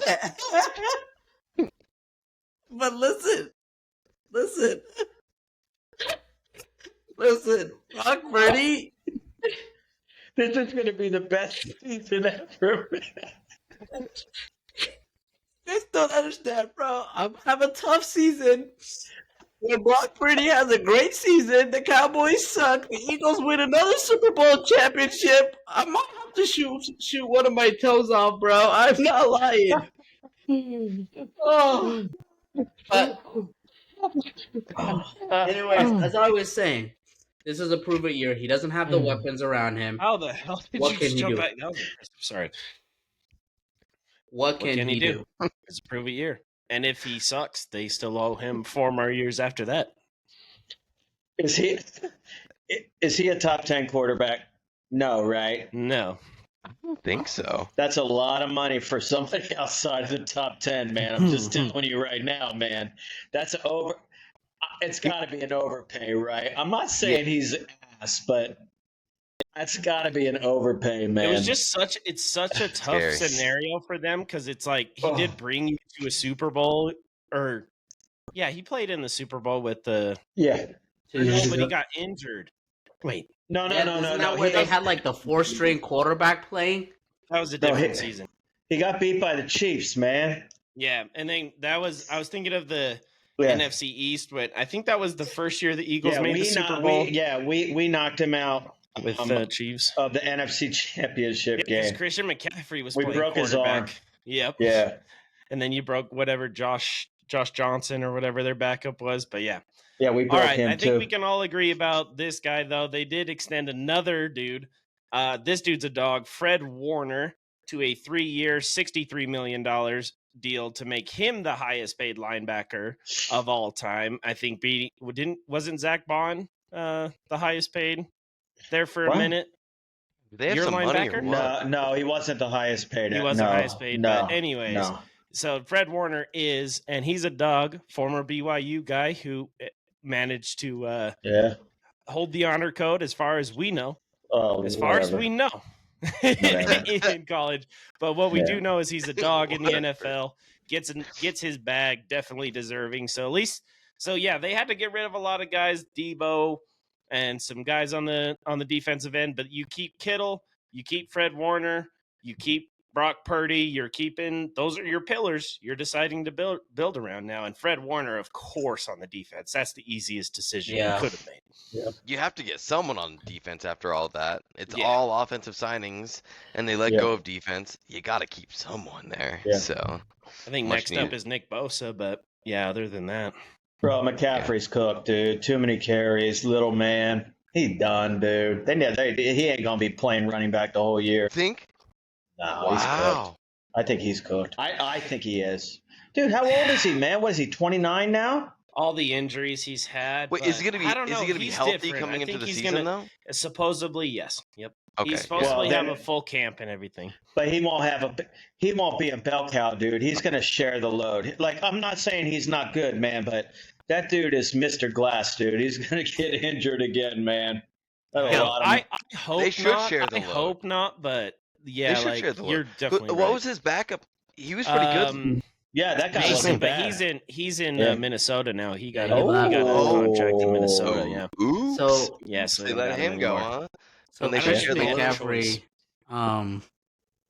I only have a couple things to say about. I don't know how we got into it. Like, give Fred Warner his flowers real quick, at least. Jesus. Fred Warner, congratulations, man. Congrats on making more money I'll ever see in my entire life, most likely. Yep. Christian McCaffrey's a little bitch, and I hope he stays injured this year. He will, Fuzz. You watch. He's the reason why I'm wearing a dress to a draft party, my guy. He's the reason why I lost in the... I hope he gets injured the first game, bro. I'm definitely not picking him, that's for sure. I can't wait to put the freaking trophy right here for all the podcasts, bro. Oh, I can't wait. Bro, I'm coming back in the league this year, bro, so... Let's go! I'm going to bust that ass. Okay. Is it official? Is it official? Oh, I'm definitely drafting Christian McCaffrey and Brock Prescott first round. And then take Brock McCaffrey with you, bro. F that guy. Oh my gosh. Christian McCaffrey is so inconsistent, dude, that you don't know what you're going to get. Yeah, he's going to get hurt, man. It's either the best gameplay you've ever 2 seen seasons or the ago, worst he was because he's the injured. offensive player of the year. I mean, you're talking about like but it's every other season. He was Saquon. He was the Saquon before Saquon. Now you could definitely argue, and I know what you would say, Sean. Know what you would say, but I would say he's even more elite out of the backfield, or as a receiving back, I guess I should say. Back. Yep. As a receiving back, that's what I meant to say. Yeah, careful. And he was definitely still very good just as a normal running back. So like when he's healthy, but yeah, he's just had so many different injuries. And then that you weren't the only one. Feist last year was just so weird, and we talked about it in the NBA with Tyrese and everything. He was kind of that Achilles thing where he did rehab it before it got too bad. So that's kind of what happened with him, is like he could have started the season and tried it, but it was probably definitely going to tear. And so he would have been out way longer. So it was kind of good for him. We'll have to see. Maybe he'll come back healthy this season. That's what he's been talking about. He's definitely regimented in all of that stuff. I mean, he's got his Ed McCaffrey, obviously we know what he is and stuff, and what he's brought into Christian's. He just it sucked because Christian was with the Panthers for so long and he had no O-line and was just getting freaking killed all the time. So I think if you cry right now about it, I think. No. I was ready to cry. Yeah. I'm sorry. No, I'm just saying I believe in guy. Christian McCaffrey, you fucking assholes. But anyways. He loves Christian McCaffrey, bro. You love this guy. Put Fox in a dress, and I love that it got me the championship. So, bro, you're gonna. Something about the way your voice was wavering. I was like, "Oh shit, is he about to cry?" Christian McCaffrey. I wasn't gonna cry about that Tom Brady stuff, but yeah, I'll cry about Christian McCaffrey for sure. It really got to you. It's like, I hate to see Feist in a dress so bad. I'm excited. Are you going to draft him in the third round, Kyle, in the fantasy league? McCaffrey? Yeah. Yeah. If he makes to the third round, I will definitely. You would draft him? Yeah. I'd draft him as my number one overall pick and then drop him right after Yeah. the fifth. We know you would. Don't take him. Now, Feisty, what you think about this? You have a new number 2 wide receiver down there in Dallas by the name of George Pickens. George Pickens was traded from the Steelers to the Cowboys for a 3rd and 6th round pick. And then you also got a 5th round pick out of that.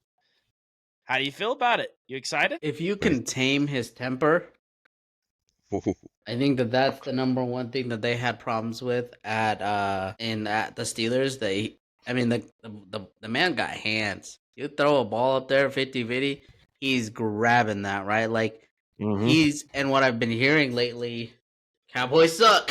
Don't get it twisted. But what I've been hearing is him and Dak are actually building chemistry, which I think that the best person that actually benefits the most from this is CD Lamb. Now he's not going to be triple coverage. He's not going to be like, he has somebody else, and where George Pickens is a deep threat kind of guy, you can just send him, and you're gonna be forced to have to double team him versus CD Lamb. So like, I think this is a good move. I'd like to see what would happen. I'm not gonna get excited for it.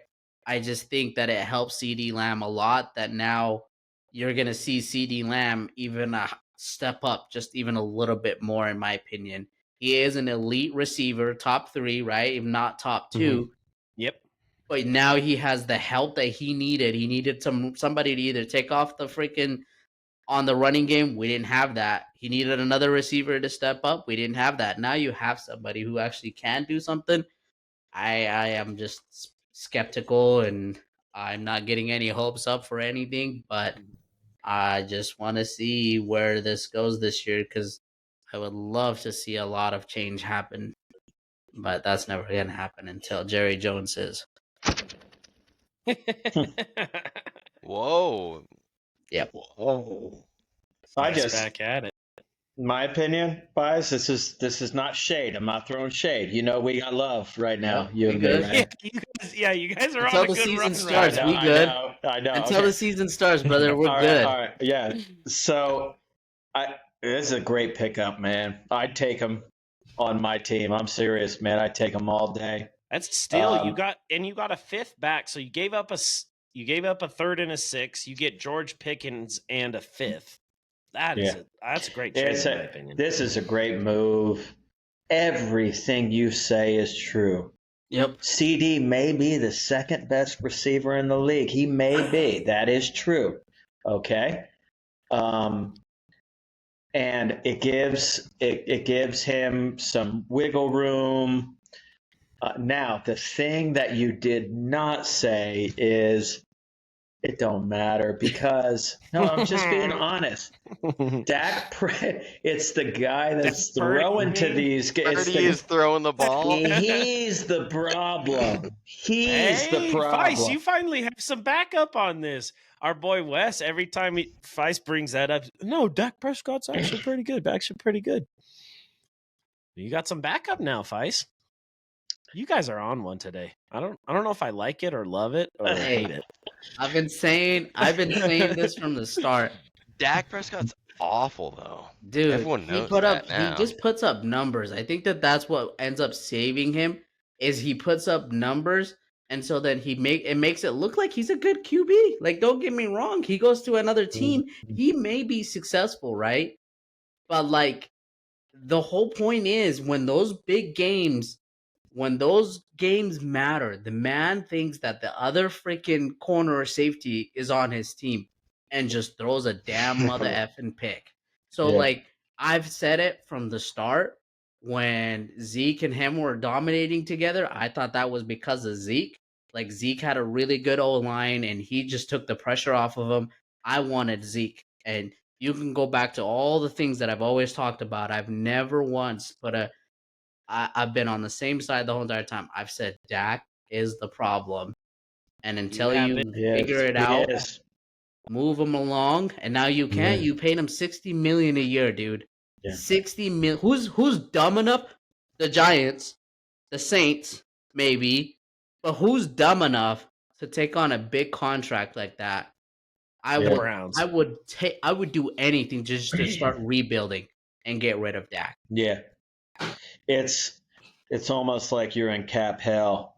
You know what I mean? You're stuck with that. I completely understand what that's like. Look, I like Dak as a person. I really do. I think he's a decent human being.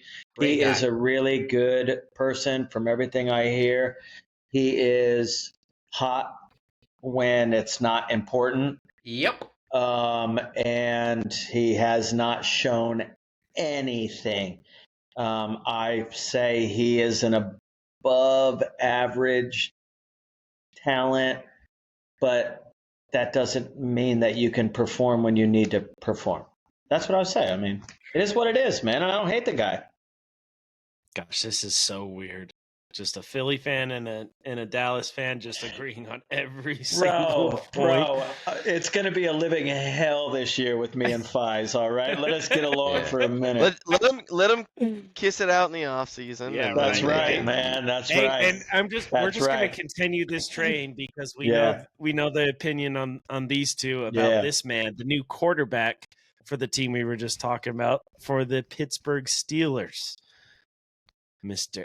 Aaron Rodgers has officially signed with the Pittsburgh Steelers for actually quite a steal. He's only getting $10 million up to $13 million. Yeah, I mean, come on. We talked about it. But he also did say that he is pretty sure that this will be his last season in the NFL. We already talked to Wes about this. We've been hearing the rumors that Aaron Rodgers was going to be the quarterback for months and months and months now. Wes said, okay, now if we get him, we're going to be a 10-7 team. But now it's official. What do you guys think about Aaron Rodgers to the Pittsburgh Steelers? Take it away, Feist. Take it away. Let's wait for him. Hey, did he just get back from his retreat that they had to make some sacrifices and what is it, Alaska? They were smoking a little bit of ashwagandha Alaska shiz. Like, why? 10 mil? That's a steal? You're calling that a steal? Yeah, I wouldn't even give him 5 mil. We just talked about Dak Prescott got $60 million. Here's Aaron 3 Rodgers players that I 10. would love to see fail terribly this year. Freaking Russell Wilson. Okay. Why? Aaron Rodgers. And Dak Prescott. In no particular order, dude. Those are the 3 players I would love to see. You said 5, right? I said 3. No, he said 3. It was 3. Okay, Yeah, I thought I you said said 3. 5 But like, players I want to see. Aaron And then- Rodgers is washed But up. then he put up 5. Yeah, my bad. Okay, Fine. oh, Anyway, I'm a visual I'm learner. smoking that Alaska too right now, boys. Okay, like Seems washed true. up, dude. Washed up. He puts up numbers. He did. We talked about this already. He put up numbers. We talked about how he was a good numbers quarterback. Man's washed up. Why are we wasting this season just to see him play one more season? Goodbye. Go back to the cave. Smoke that good kush, cuh. It's a retreat, not a cave. Oh, sorry. Go ahead, Simon. Put him on it as well. Yeah, go. Number 1, I love that the old Fies is back, dude. Like he won a championship. It's been like 10 days, and that's all. Oh, it's so funny. It's over. It's over. And now the We're old in the Fies. sad season, dude. And we missed him. We missed you, Fies. We missed you. We did. I'm no longer a winner in college football. I'm no longer a winner in NFL. Like, I don't want to hear it. Okay, don't let me get into my freaking speech again. Don't talk about my NBA team, my NFL team, or my favorite NASCAR driver. Okay, they're all ass. So, okay. Back to Aaron Rodgers. He's he's not. Listen. Statistically, he's not a bad quarterback, right? We agree with that. Amen. Right? And he had a good year last year. He was a top 10 quarterback last year. On the fucking for New the York Jets. For bro. the Jets. For the Exactly. Jets. For the Jets. Coming off an Achilles too at 40 Yeah. years old. If he can hold it together, if he can hold it together, the Steelers could be pretty good. If he can hold it together, I had to get off for a second because he's not bad, man. He's not that bad. Okay. He was definitely their best option. If you want to compete, but I think I would say this. I've talked to Wesley a lot about this. Obviously, we had him on the show. Yes, yep. And he was bummed about it because it was like 10-7 season, which realistically, you look at their division. What's wrong with that? What's wrong with that is that's been the entire last decade for them. Fine. They haven't won a playoff game in I think almost 10 years.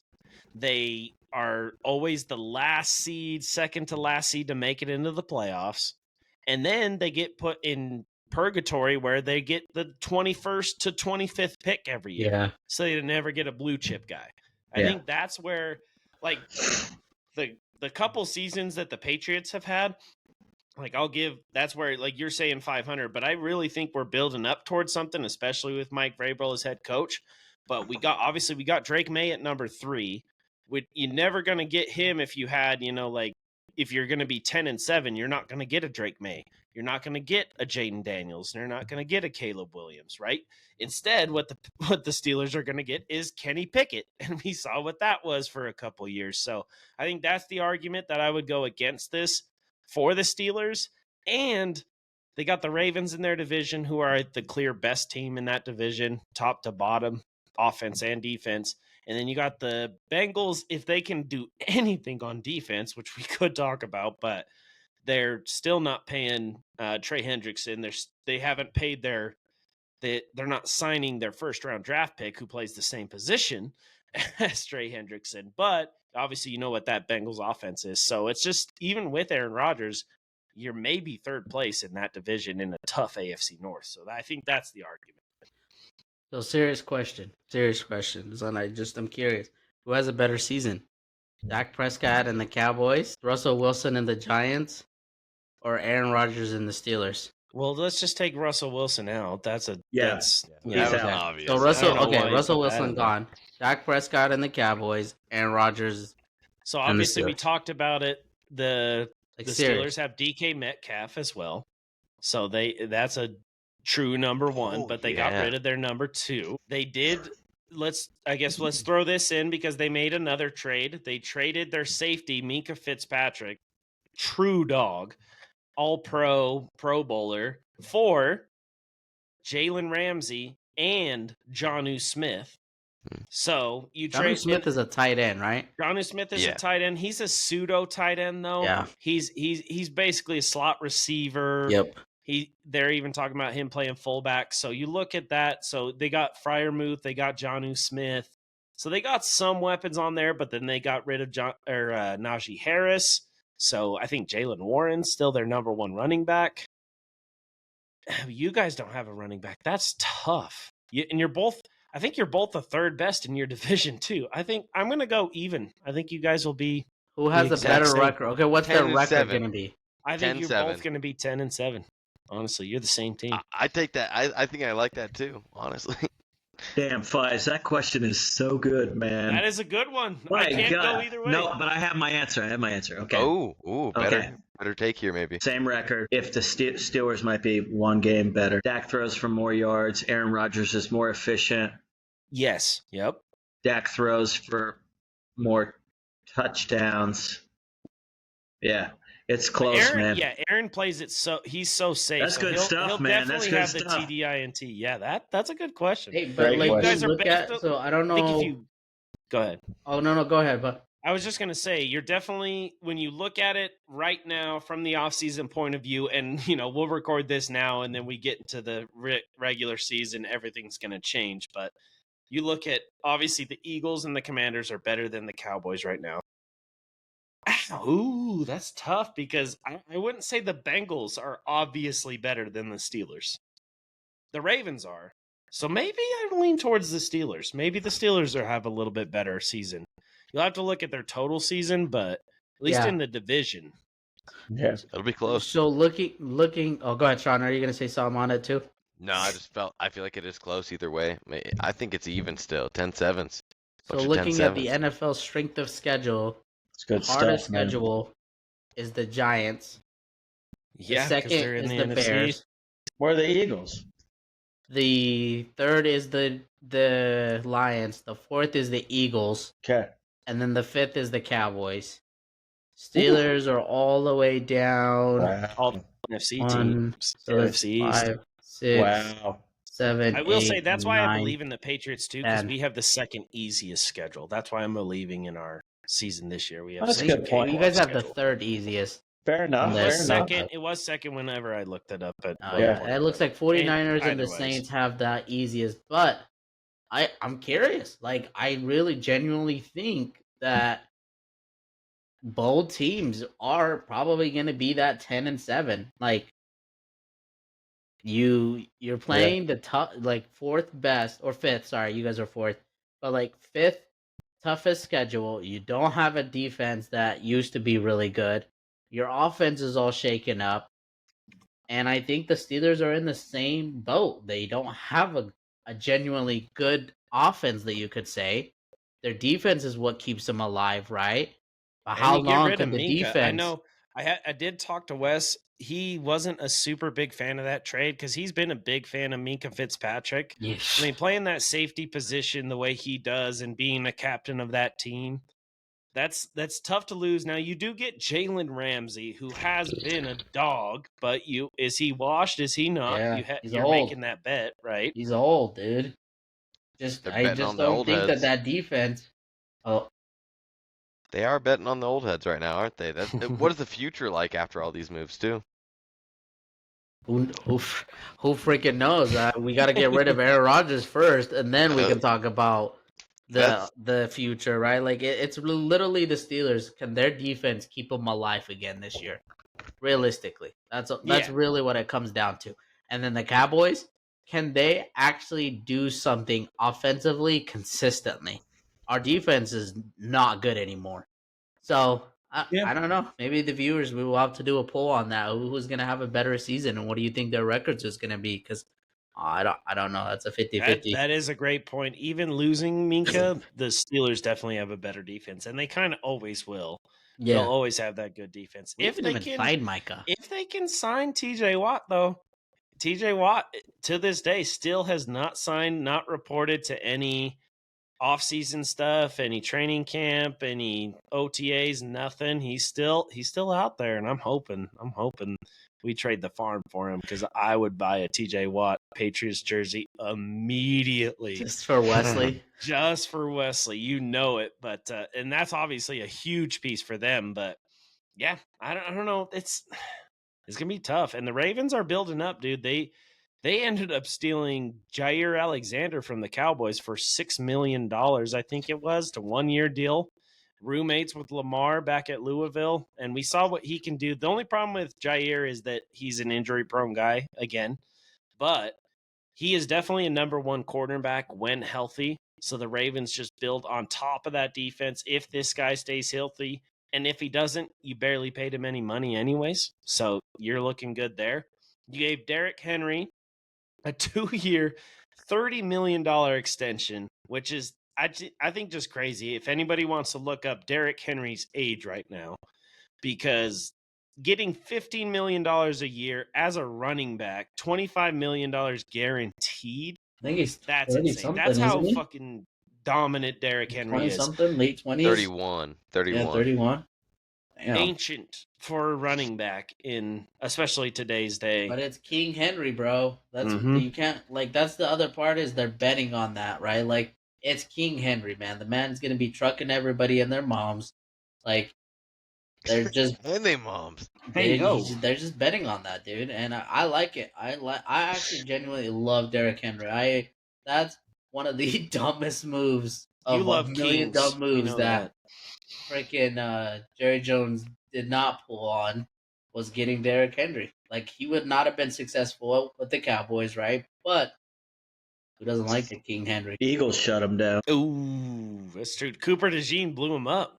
Blew his ass up. Blew his ass up. But no, I think that is crazy for them to get that. And then before we finish off this Raven stuff, let's talk about it. Obviously, I think we talked about Justin Tucker's allegations and all of that. He ended up getting released by the Ravens. They ended up calling it a football decision, which is, I don't know.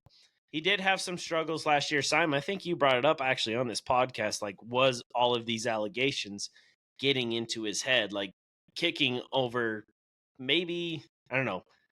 Kicking's up there with the most mental positions in all of professional sports where you have to have your mental down because you can do what you can do physically. But yeah, so he got released. He is facing a 10-game suspension, or not even 10-game, actually. I learned it was a 10-week suspension. So he'll be suspended for the first 10 weeks of the NFL season. Of the regular season? Yep. And then or the preseason. I think it's just the regular season, yeah. Okay. So any team, if you're struggling, if Jake Elliott continues to haunt your nightmares, Simon, you never know. This guy is not getting re-signed. He's done. I think he's gonna get picked up, bro. He's old.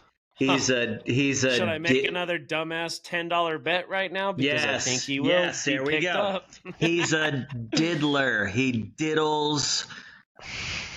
You diddles. What? Hey, Justin Watson? Oh, he's a diddler too. Yeah. That's all I gotta say. Justin Watson? No, not Justin Watson. Deshaun Watson. Oh, I see what you're doing there. That's pretty good right there. It took him a minute. You got to type it. I would have gone with Deshaun Tucker, but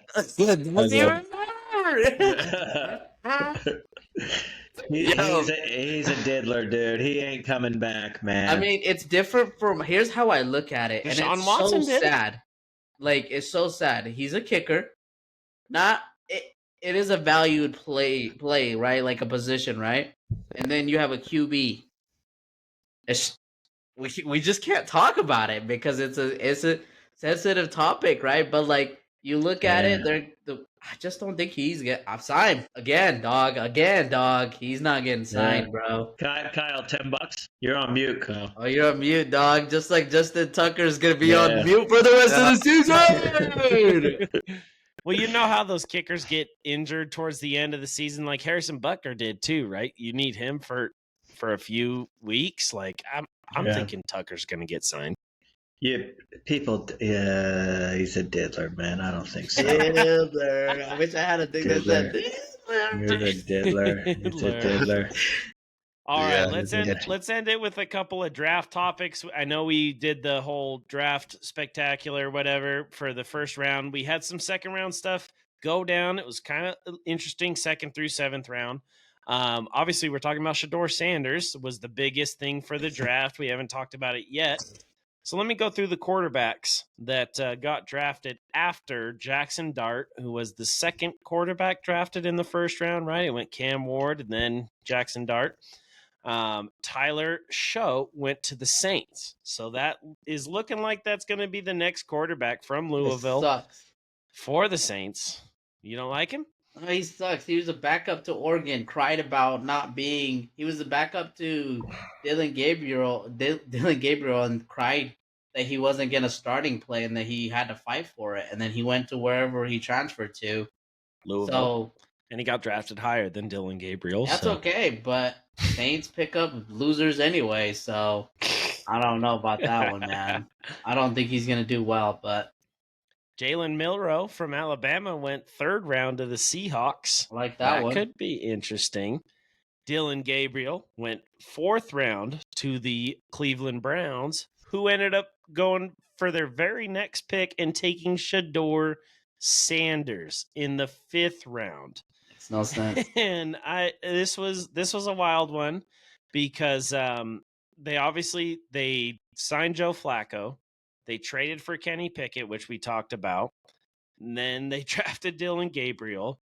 And then they drafted Shedeur Sanders in the 5th round. So I guess let's just talk about a little bit about Shedeur. If we believe in him, and if we don't, what are the Browns doing taking him as their 4th quarterback? What are they going to – I mean, they're going to have to get rid of – I would assume Kenny Pickett. I don't think you can trust Kenny Pickett to be your number 1. Why would you draft Dylan Gabriel to get rid of him in the 4th round before Shedeur Sanders?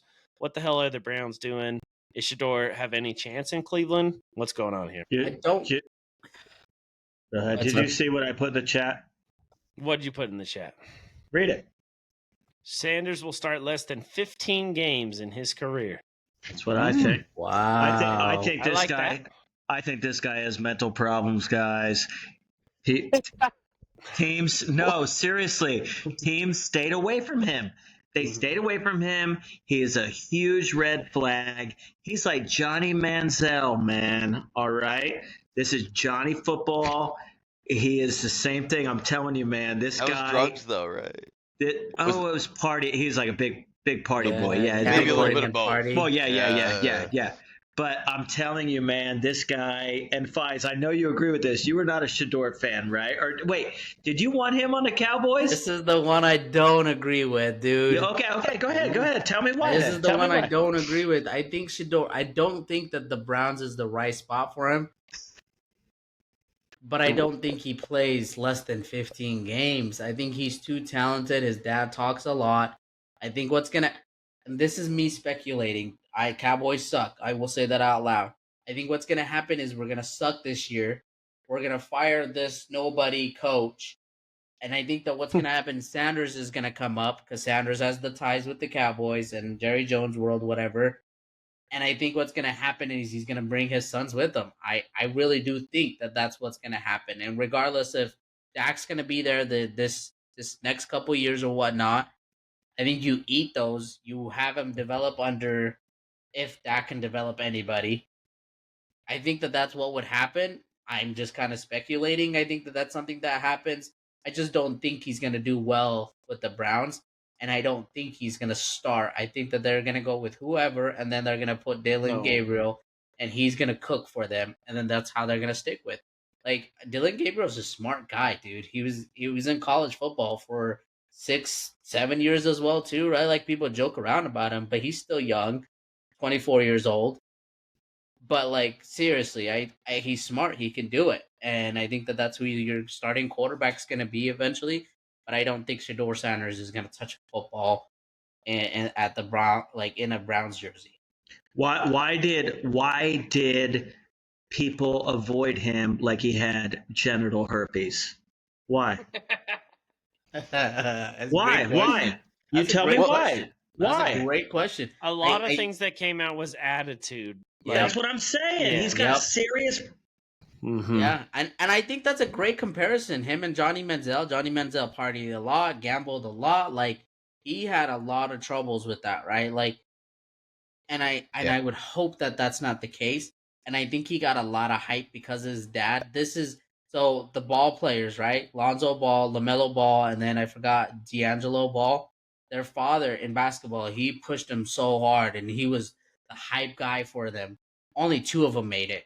And one of them has been like Lonzo Ball is a great player when he's healthy, but he hasn't been able to live up to the hype. LaMelo Ball, he's a pretty good player. So like I think it's this idea that these fathers also like they just put so much pressure on these guys. And I think Shador Sanders thinks that he is the it guy and he's not humbled enough to know what it means to struggle, right? Like I maybe I'm wrong, right? Like maybe I am wrong. But I just don't think he's gonna be that it guy for the Browns. I think he's gonna end up going somewhere else, and he's always gonna have the spotlight because of his dad, because of the ties that he has. It's honestly football. What you're saying makes me like agree with Simon's point more that he's not going to start 15 games in his career. Because he's not going to get that. I'm suspicious that he's never going to grow up, man. I think he's a little narcissist. I think this is built into who he is, and I don't think he's ever going to grow up. And I bet you he causes disruptions on the bench this year. If Cleveland's going to struggle, we know that they're going to struggle, right? We know they're not going to be very good. This is just what I think, man. I think people avoided him. These people aren't stupid. They do their vetting. No. Yeah, I'm very suspicious, man. What was he, a 4th round pick, a 5th round pick? 5th. Yep, 5th. Okay, so how many games do 5th round?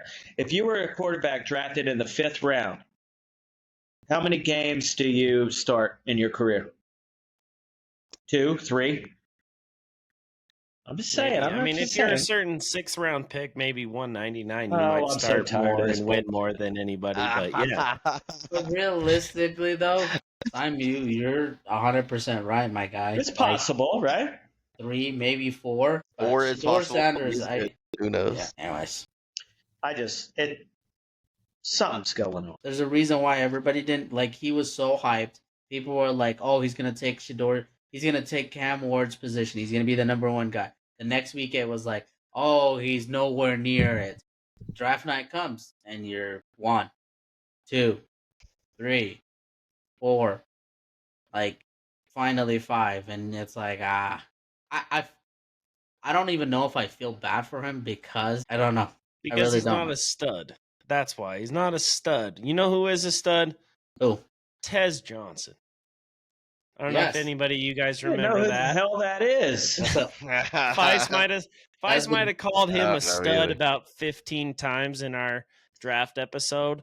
Last NFL episode. The only reason I wanted to bring that up is because Feist said that.